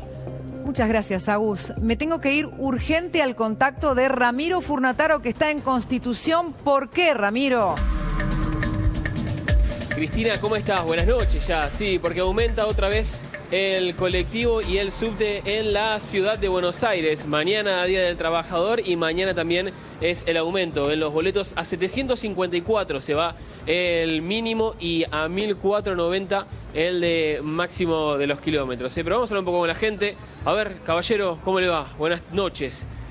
Consulta. Bueno, acá, amigo, cortito de pie. ¿Estás al tanto del aumento de mañana? No. Bueno, mañana aumenta. ¿Aguanta el bolsillo o no aguanta? No aguanta. ¿Está complicado? Complicado. Bueno, muchas gracias, Señor, bueno, ven y vamos para acá, Cristina, porque este también es un colectivo que en el último tiempo ha perdido bastante frecuencia, que es el 98, que justo ahí viene, pero que siempre se suelen hacer filas importantes. A ver, amigo, ¿cómo te va? Buenas tardes. ¿Estás al tanto que mañana aumenta el boleto? Caballero, ¿está al tanto que mañana aumenta el boleto? Buenas noches. Sí, todo bien. ¿Cómo la va llevando? ¿Bien? Bien, impecable. Hay que remarla. Mientras que hay trabajo suficiente, lo puedes pagar. Bueno, perfecto, muy bien. Esa es la actitud, gracias. No, dale, por favor. Bueno, vamos por acá para seguir la fila. Buenas, señor, ¿cómo le va? ¿Está al tanto que mañana aumenta el boleto? Sí, sí, escuché la noticia. ¿Y cómo la va llevando? Sí, mal, como todo el mundo. ¿A qué se dedica? Estamos llevando muy mal. Yo soy oficial carpintero de aluminio y estoy trabajando como pintor. Mira vos, un oficio de más de 30 años, está trabajando con lo que uno puede. ¿Y eso tiene que ver con el deterioro de los oficios o que la situación laboral está complicada? La situación laboral está complicada, muy complicada. Claro. Ya de hace muchos años. Y bueno, pero uno tiene que salir a trabajar, ¿no? Claro. ¿Es la única manera? Es la única manera, sí. Bueno, la última que le hago, ¿es optimista con el futuro? Sí, hay que ser optimista, hay que ser optimista. Pensemos que más adelante podremos estar mejor. Muy amable, gracias, ¿eh? Bueno, Cristina, decime si tenemos tiempo para algún testimonio más. Un par de testimonios más porque hay que escuchar a la gente. Caballero, Ramiro. A ver, acá, caballero, usted. Hola. ¿Estás al tanto que mañana aumenta el boleto? Buenas noches. No, gracias. ¿Estás al tanto o no? No. Ah, bueno, va a aumentar mañana. ¿Cómo la va llevando? Bien, bien, no tengo problema yo Buenísimo, genial. Acá, buenas noches. ¿Estás al tanto que mañana aumenta el boleto? Sí, otra vez. Por eso, otra vez. Y se viaja peor, ¿no? Aumenta el boleto, pero a comparación de los colectivos cada vez funcionan peor. Sí, cada vez más lento. Y el aumento uno tiene que estar ajustándose a otras cuentas porque no alcanza. Aumentó bastante en el último tiempo el colectivo. No sé, este es el que va a Florencio Varela. Ustedes tienen un colectivo menos, ¿cierto? Y yo tengo 2 colectivos porque trabajo en Palermo, así que tengo este y otro más. Más o menos, si podés decirlo, ¿no? ¿Cuánto tenés de presupuesto solamente en el boleto de colectivos? Solo en el boleto de colectivo estoy gastando entre 60 por mes y un poquito más porque se me va. Porque no tengo la tarifa social, así que peor. Claro. Y encima son 2 horas de ida y 2 horas de vuelta, más o menos. Sí, exacto. ¿Y cómo la vas llevando? ¿Sos optimista? Lo mismo le preguntaba acá recién, de lo que pueda llegar a venir. Se puede, pero si sigue aumentando así, no sé, es lo único que tengo que buscar otro recurso, otro trabajo. Porque no se llega a fin de mes, cuesta mucho con la SUBE. Bueno, muchas gracias. Gracias, Rami. Bueno, fíjate, gracias, Cristina, Rami. de nada, un popurrí. Sí, un pantallazo, ¿no? Desde el que está optimista, a pesar de que la está luchando y mucho, al que le cuesta llegar. Y cuando hablamos del colectivo, también hablamos de los subsidios. Gracias, Rami, querido. Hablamos de los subsidios, porque si hiciéramos una tabla comparativa, lo hicimos hace poco, veríamos cómo en algunas provincias del interior cuesta muchísimo más el boleto de colectivo. ¿Qué es lo que podemos agregar del tema subsidios, Gustavo? Bueno, que el gobierno nacional está embarcado en una estrategia de reducción real del dinero que gira para subsidios al transporte automotor. El último informe de la Oficina de Presupuesto del Congreso dice que en el primer trimestre de este año los subsidios al transporte automotor se redujeron en casi el 43%. Esto se debe a que hay todavía un atraso en el cálculo de los costos de la actualización tarifaria. Entonces es posible que el mes que viene esto aumenta si se actualizan los costos de las empresas, que recordemos, días atrás dijimos que el costo real del boleto estaba cerca de los 1.900 pesos, se está pagando 700, casi 800, hay una pérdida de 300 pesos por boleto que se vende, según dicen las empresas del sector transporte. Bien, perdón. No, simplemente que hay una reducción constante. Los subsidios al transporte arrancaron en 0,08% del PBI en 2023 y ya están en el 0,04, es decir, mitad recortada en términos reales. Y recién veíamos de nuevo el tema del empleo probablemente en el top 3 de las preocupaciones, ¿no? Enseguida, y mañana es el Día del Trabajo, vamos a compartir el cuadro que el otro día puso el presidente de la Nación en su presentación para ver qué hay ahí en esos números. Maxi Consumo siempre te da algo más. Sí, y ahora te vas a sorprender con estas ofertas increíbles y reales, ofertas imperdibles para que ahorres de verdad. Mirá. Maxi Consumo siempre te da algo más. Y ahora, mucho más. Yerba Marolio por 500 gramos, 999,90. Gaseosas Freshy por 2 litros 250, 1099,90. Maximizate y ahorra de verdad. Maxi Consumo.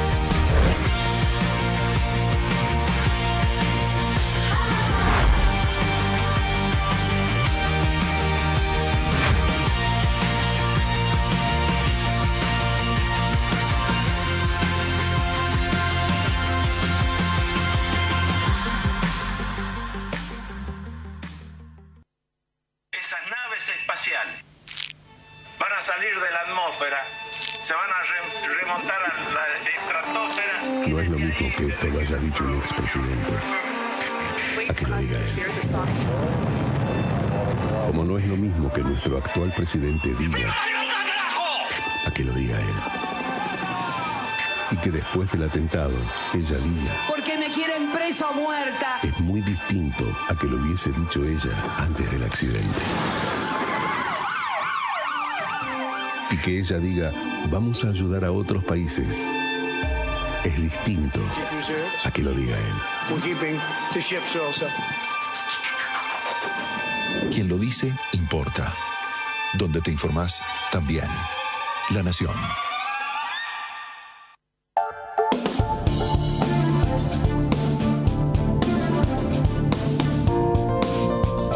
Conéctate con lanación.com y accede a la mejor información. Verisur, la alarma monitoreada número 1 en el mundo, presenta su nueva tecnología Pre-Sense, diseñada para anticiparse, más rápida, preparada para detectar al intruso antes de que ingrese a tu hogar, más segura, con su diseño renovado y tecnología avanzada. Nuestros expertos intervienen con aviso a policía. Instala Verisur con 30% off. Grandes temas de la historia, los hechos más relevantes de todos los tiempos y sus protagonistas, desde el antiguo Egipto hasta el siglo XX. Primera entrega, Primera Guerra Mundial, por solo 3.900 pesos. Elegimos creer en que el golazo tarde o temprano va a llegar.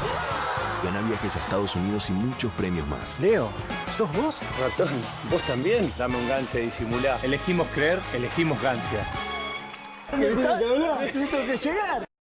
Ay, un hermoso nuevo día en la vida de... No, ahora no. ¿Estás buscando soluciones mágicas para controlar el acné? Es Mercurio retrógrado. Las cartas no me... ¿Mercurio retrógrado? ¿En serio? ¿Saben qué puede hacer el acné por vos? No es por ahí. ¿Podés confiar en mí? Ahora sí me escuchaste. Todo bajo control. Antes de escuchar a otros, escuchá a los que más saben. Nueva línea Dermagloss Control. Tu rutina simple y efectiva para que el acné no te controle a vos. Y un día sabes que nada es inalcanzable. Y un día, Hyundai.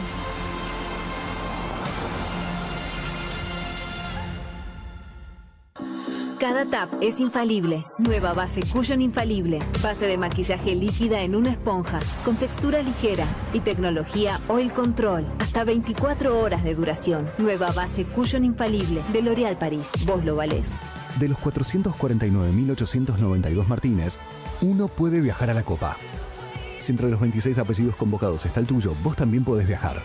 Participa ahora y entérate cómo sumar chances de ganar en naranjax.com/convocados. Una parte de Campari, 3 partes de jugo de naranja, crearon el Campari Orange. Las partes de jugo cambiaron por espumante y se inventó el Campari Spritz. Y un día, a la parte de Campari le sumaron 3 partes de tónica y tomó forma el Campari Tonic. Pero lo que los hace inconfundibles es la parte que pones de vos. Inconfundible Campari. Ya son 300 nuevos edificios educativos en todo el territorio bonaerense. En cada una de estas nuevas escuelas hay chicos y chicas que empiezan un nuevo camino. En la provincia, la educación es el motor para construir presente y futuro. Gobierno de la Provincia de Buenos Aires. Estas cosas pasan. Van a probar todo, hasta los gérmenes. Contá con Enterogermina Plus, el probiótico con inteliesporas que llegan vivas al intestino y se multiplican restaurando la flora intestinal. Porque estas cosas, pasan. Del jueves al domingo en Disco, 3x2 en vinos y espumantes y 4x2 si pagás con Sencopay Crédito. 4x3 en leches larga vida. Y combo Fernet Branca más Coca-Cola, 18.500 pesos. Además, cuarto trasero de pollo, 4.399 pesos el kilo. Comprá también online.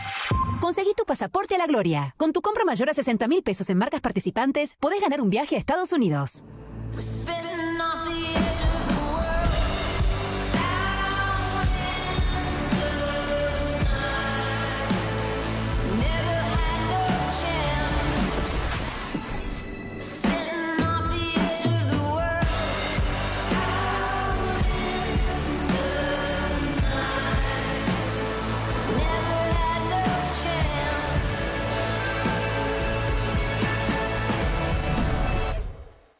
Con Movistar Fibra, tu yo impaciente tiene internet de 600 megas al precio de 300 megas.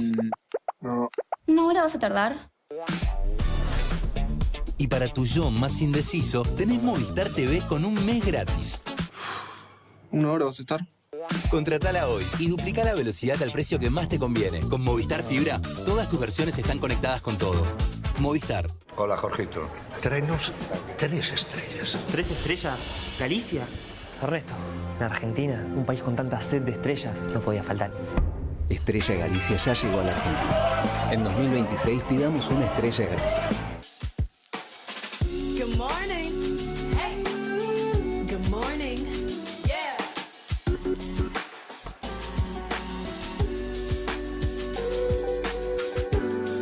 Come on. En Japón, celebramos el Festival del Fuego, una forma majestuosa de dar la bienvenida a lo nuevo. Inspirados por ese fuego, presentamos el nuevo Nissan Kicks. Nuevo Nissan Kicks. Más kicks, más actitud.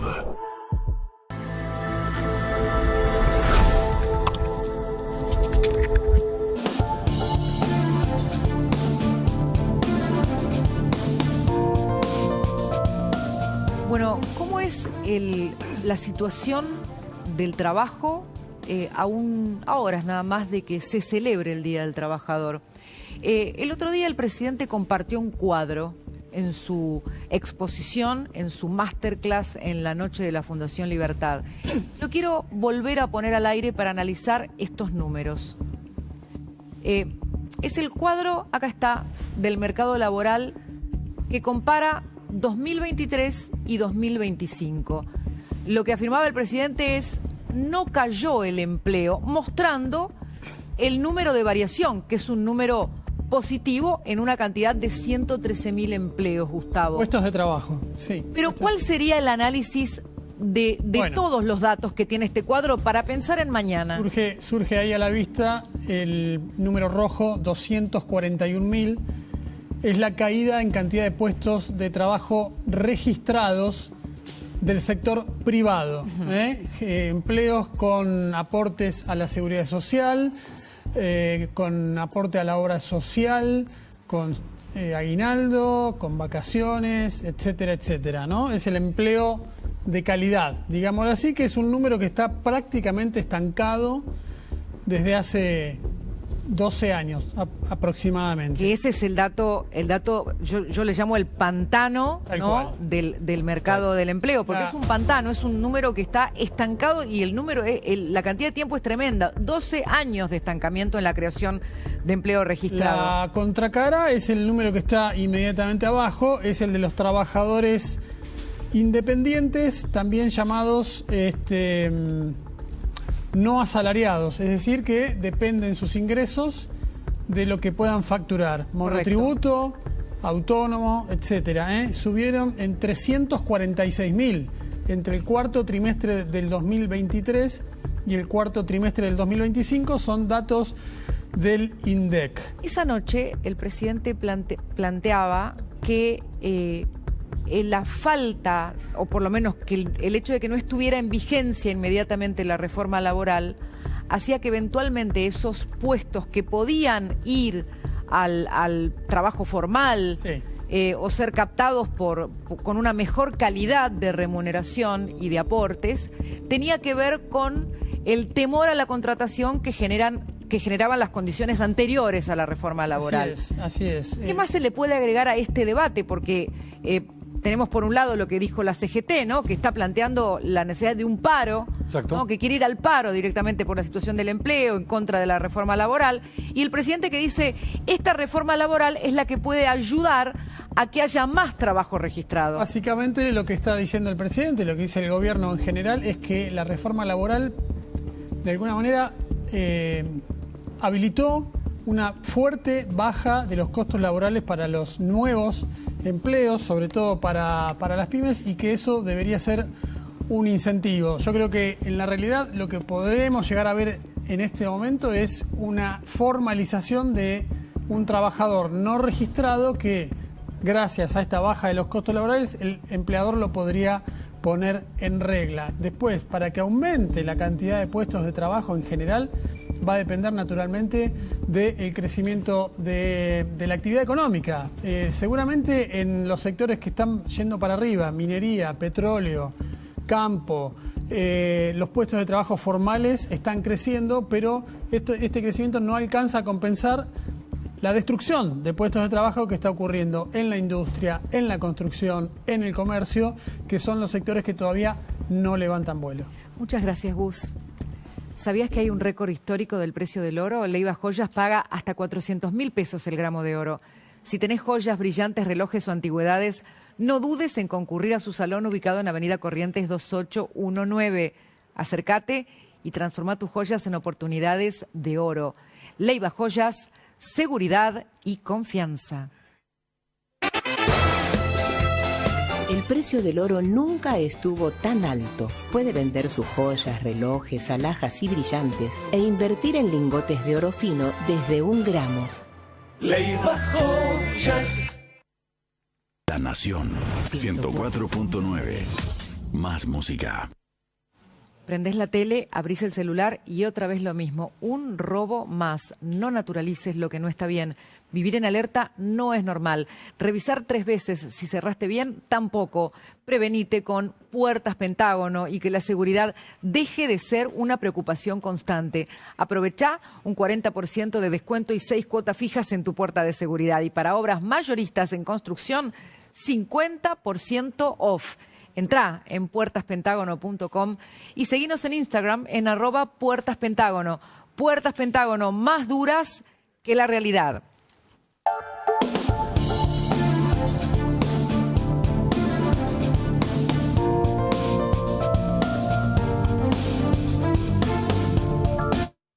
Conéctate con lanación.com y accede a la mejor información.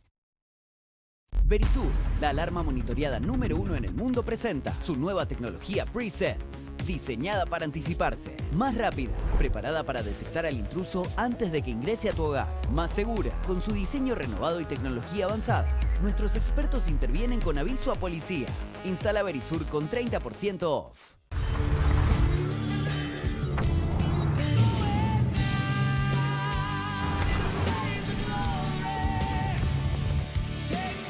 Nueva Ram Dakota. El legado continúa. Si querés entender cómo elegimos creer los argentinos, acompañame. Elegimos creer que tu gancia te puede llevar a Estados Unidos para alentar a los muchachos. Ratón, ¿vos también? Dame un gancia y disimulá. Gana viajes a Estados Unidos y muchos premios. Elegimos creer, elegimos gancia. Los empresarios saben rodearse de personas aún más inteligentes que ellos y ofrecerles Módulo o Mint Plus con óptica y ortodoncia. Si sos empresario, conoce nuestros planes competitivos. OMINT, expertos en salud para empresas. Vamos a ir a la próxima estación de servicio. Tengo ganas de comer algo rico. ¡Hey! Una estación. Está andando mal. Has llegado a tu destino. Te dije, estos autos tienen data. Vení a donde la innovación y la atención que buscas se encuentran. ¿Ese es leve? Vení a donde vamos. Cada tap es infalible. Nueva base Cushion infalible. Base de maquillaje líquida en una esponja, con textura ligera y tecnología Oil Control. Hasta 24 horas de duración. Nueva base Cushion infalible de L'Oréal París. Vos lo valés. Jumbo Extremo. Este fin de semana 4x3 en leches larga vida. 3x2 en vinos y espumantes. 35% de descuento en marcas de yerba, jabón para la ropa y lavavajillas. Y combo Fernet más Coca-Cola a 18.500 pesos. Jumbo te da más. Y un día sabes que nada es inalcanzable. Y un día, Hyundai.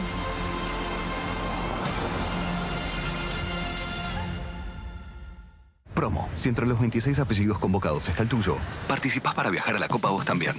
Che, yo convocaría a Gorostiaga, el de Flandes. Gorostiaga, haga silencio, por favor. Yo, si soy el DT, lo llevo al Chipi Barijo. Pero se retiró hace 15 años. Bueno, pero un Barijo tiene que haber. Convoquen a Tarsi, loco. Tarsi es argentino. ¿Quién? Si entre los 26 apellidos convocados está el tuyo, vos también podés viajar a la Copa. Participa ahora y entérate cómo sumar chances de ganar en naranjax.com/convocados. Hola, Jorgito. Tráenos 3 estrellas. ¿3 estrellas? ¿Galicia? Ernesto, en Argentina, un país con tanta sed de estrellas, no podía faltar. Estrella Galicia ya llegó a la Argentina. En 2026 pidamos una Estrella Galicia.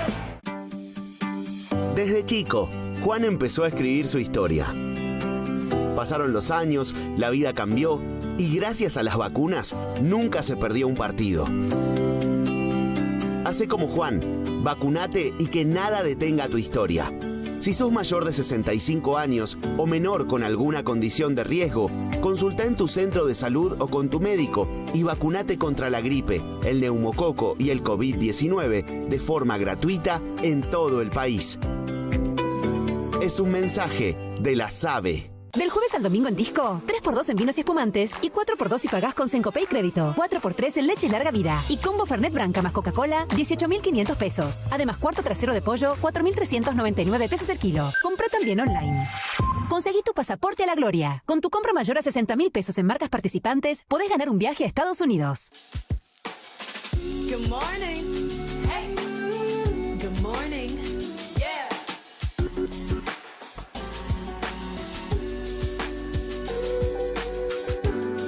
Come on. Más Nación. Con Luis Majul. Lunes a jueves a las 20. En La Nación Más. Lo que nos trajo hasta acá es lo que nos va a llevar a donde queremos ir. La sed. Si vos también seguís con sed, escanea el código de la lata y participá por un viaje para ir a alentar a la selección, para refrescar la sed de Argentina. De los 449.892 Martínez, uno puede viajar a la Copa. Si entre los 26 apellidos convocados está el tuyo, vos también podés viajar. Participa ahora y entérate cómo sumar chances de ganar en naranjax.com/convocados. Llegó el nuevo Nissan Kicks, un SUV diseñado para desafiar los límites en tamaño, calidad e innovación. Nuevo Nissan Kicks, más actitud.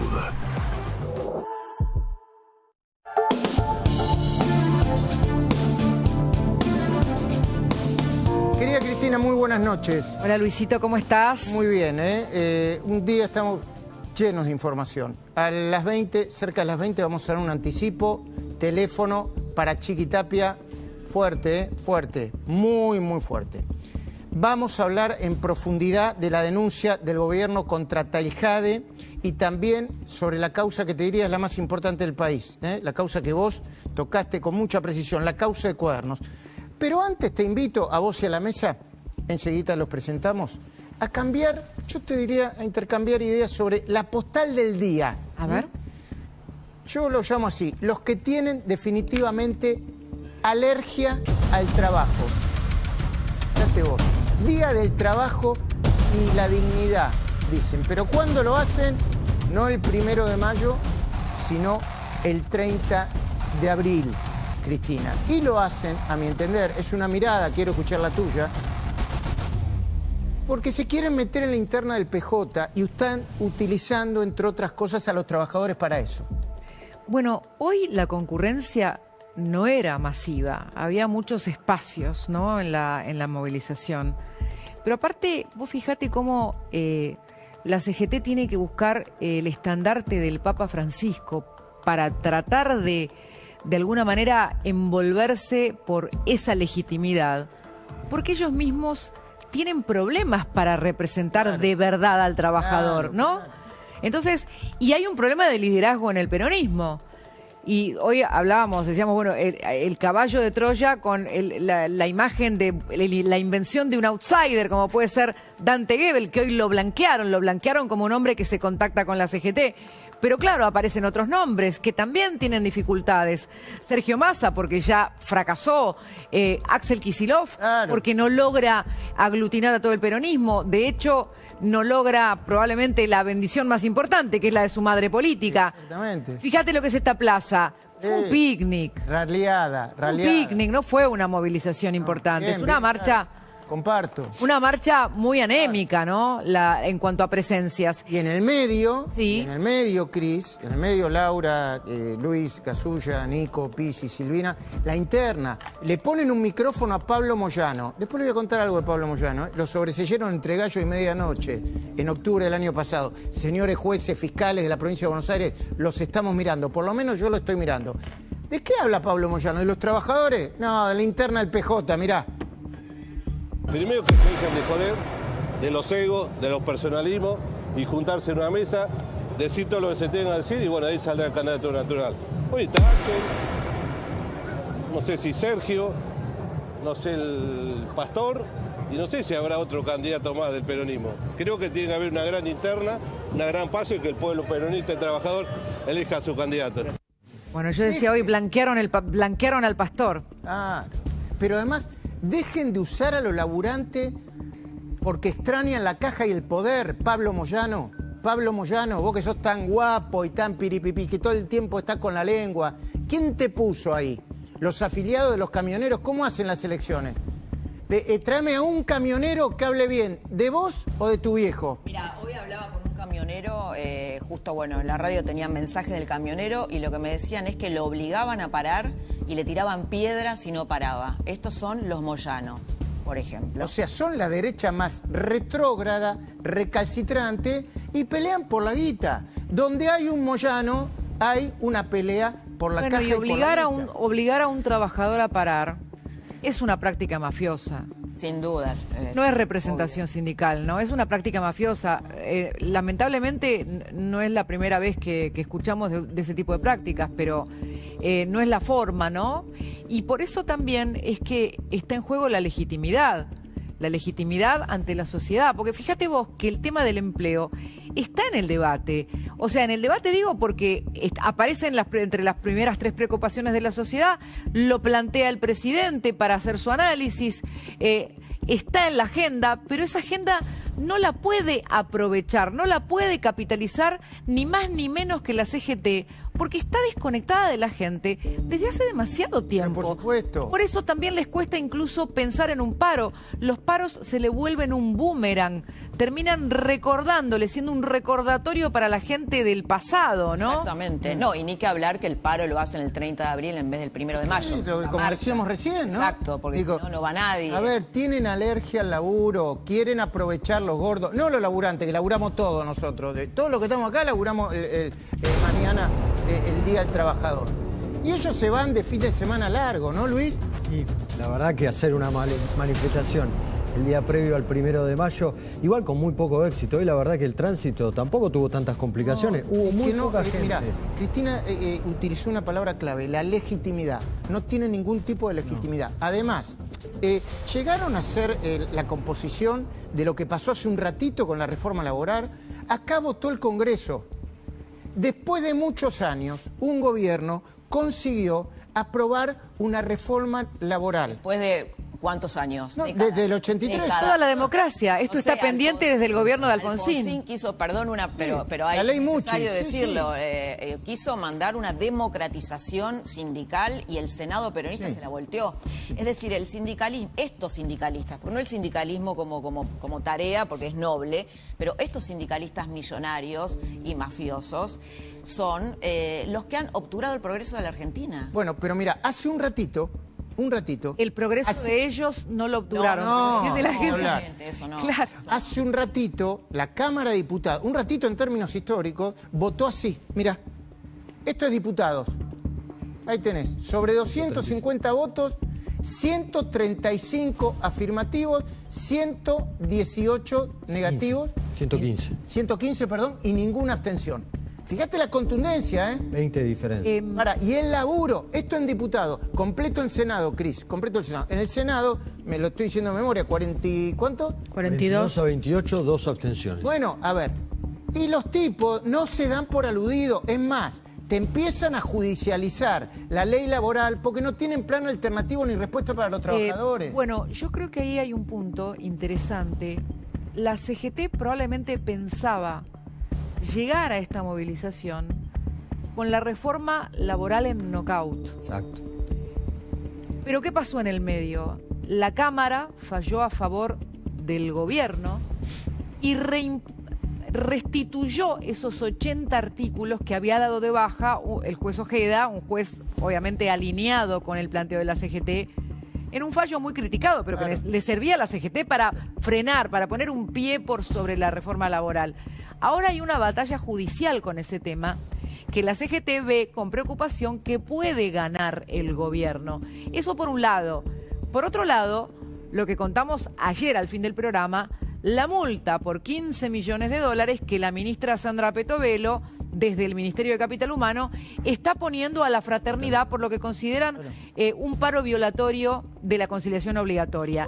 Cosa que tiene mucho sentido. Obviamente. Y más allá de que el gremio va a llevar a la justicia esta decisión, la información que yo tengo, y escuchen bien esto, es que le escucharon decir a la ministra que si no pagan la multa, va por la personería.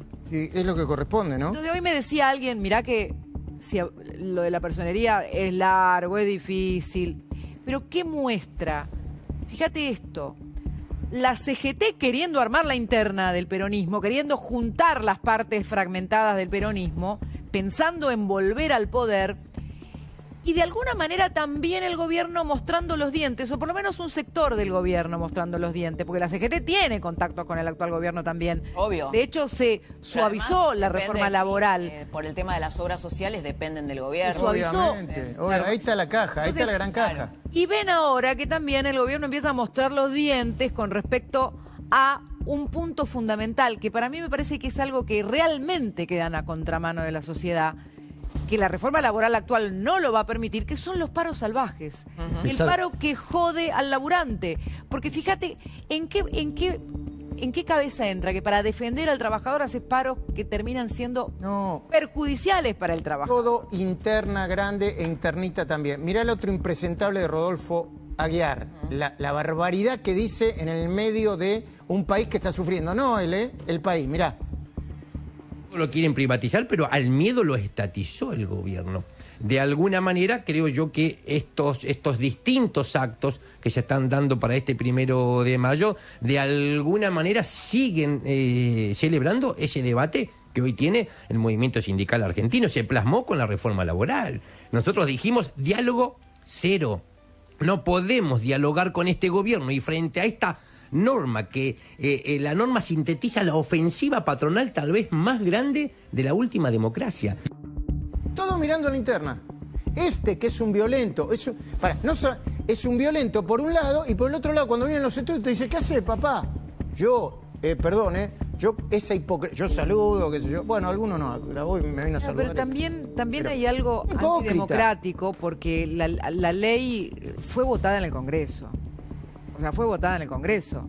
Esta es la realidad. No les importa. No la impuso nadie, la debatió el Congreso y la votó el Congreso. Pero no creen en la democracia, Exactamente. no creen en la democracia en sus propios sindicatos. Hay señores que hace 60 años que están, 40 años. Digo, son elecciones amañadas y son elecciones que obturan el recambio generacional en sus propios sindicatos. Esto es lo que iba a decir. Muchos de estos dirigentes sindicales, que son el poder permanente de la Argentina, asumieron en el medio de la dictadura. Muchos de ellos asumieron en el medio de la dictadura, mientras que desaparecían gente. Tenemos a estos sindicalistas eternos para recordarlos, como hacemos cada vez que hacen este tipo de cosas. ¿Lo ponemos? ¿Sí? Sindicalistas eternos, primero, por favor. Y después pongamos el corte de la gente a la que llevan de las narices. Primero debe estar, palabra más, palabra menos, Luis Barrio Nuevo, con casi 40 y pico de años, ¿no? Nombre Cloro, Lingeri, bueno, hay que estar 2 años sin robar, ¿no? Cavalieri, 40 y pico de años. No importa si la tenés, casi me lo acuerdo de memoria. El del sindicato de la pintura, creo que es el, bueno, cuando te llegue, lo pones. Muchos de ellos asumieron en el medio de la dictadura. ¿Y cómo llevan a la gente? ¿Cómo llevan a la gente a la convocatoria de hoy? De las narices. Cuando vos le vas a preguntar a alguien para qué está, ¿sabés lo que te dicen? No tengo la menor idea, papá. Mirá. Testimonio, Sí. a ver, ¿querés hablar? ¿Qué, papi? ¿De que ¿Sos trabajador? Yo sí trabajo toda la vida. ¿Cómo ves la situación? Y bien, la veo mal, pero bueno, ¿viste? Lo que queremos todo es un reclamo, nada más. ¿Aumento salarial es lo que reclaman?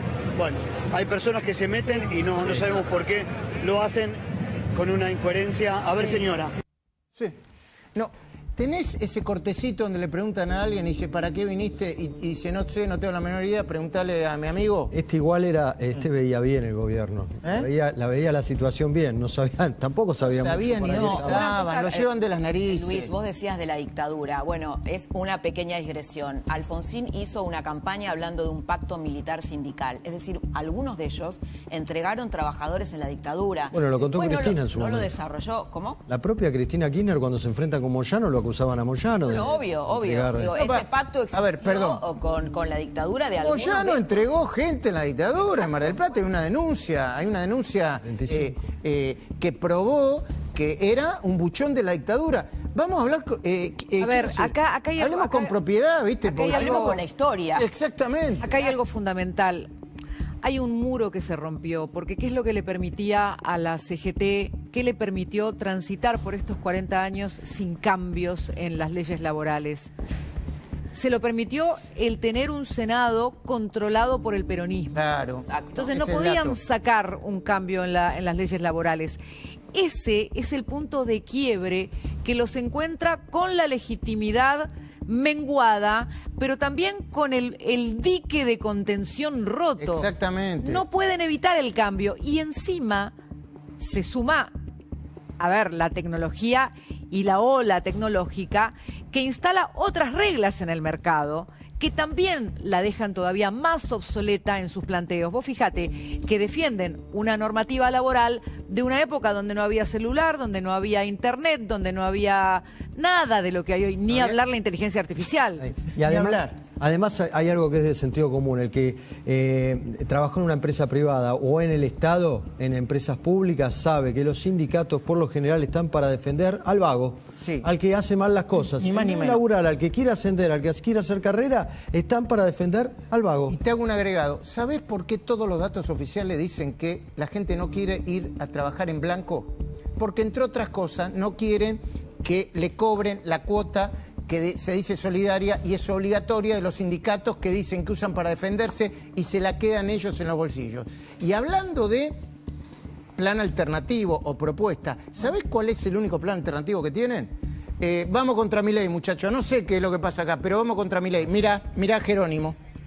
Hoy nos encontramos en la calle, como siempre lo hizo el movimiento obrero, para conmemorar el Día de los y las trabajadoras. Que estamos viviendo un momento difícil, un momento donde las políticas económicas que impulsa este gobierno golpean directamente a los trabajadores y trabajadoras, a los jubilados, a las pymes y a quienes sostienen todos los días este país y esta nación. No hay desarrollo posible sin trabajo, no hay libertad posible sin justicia social.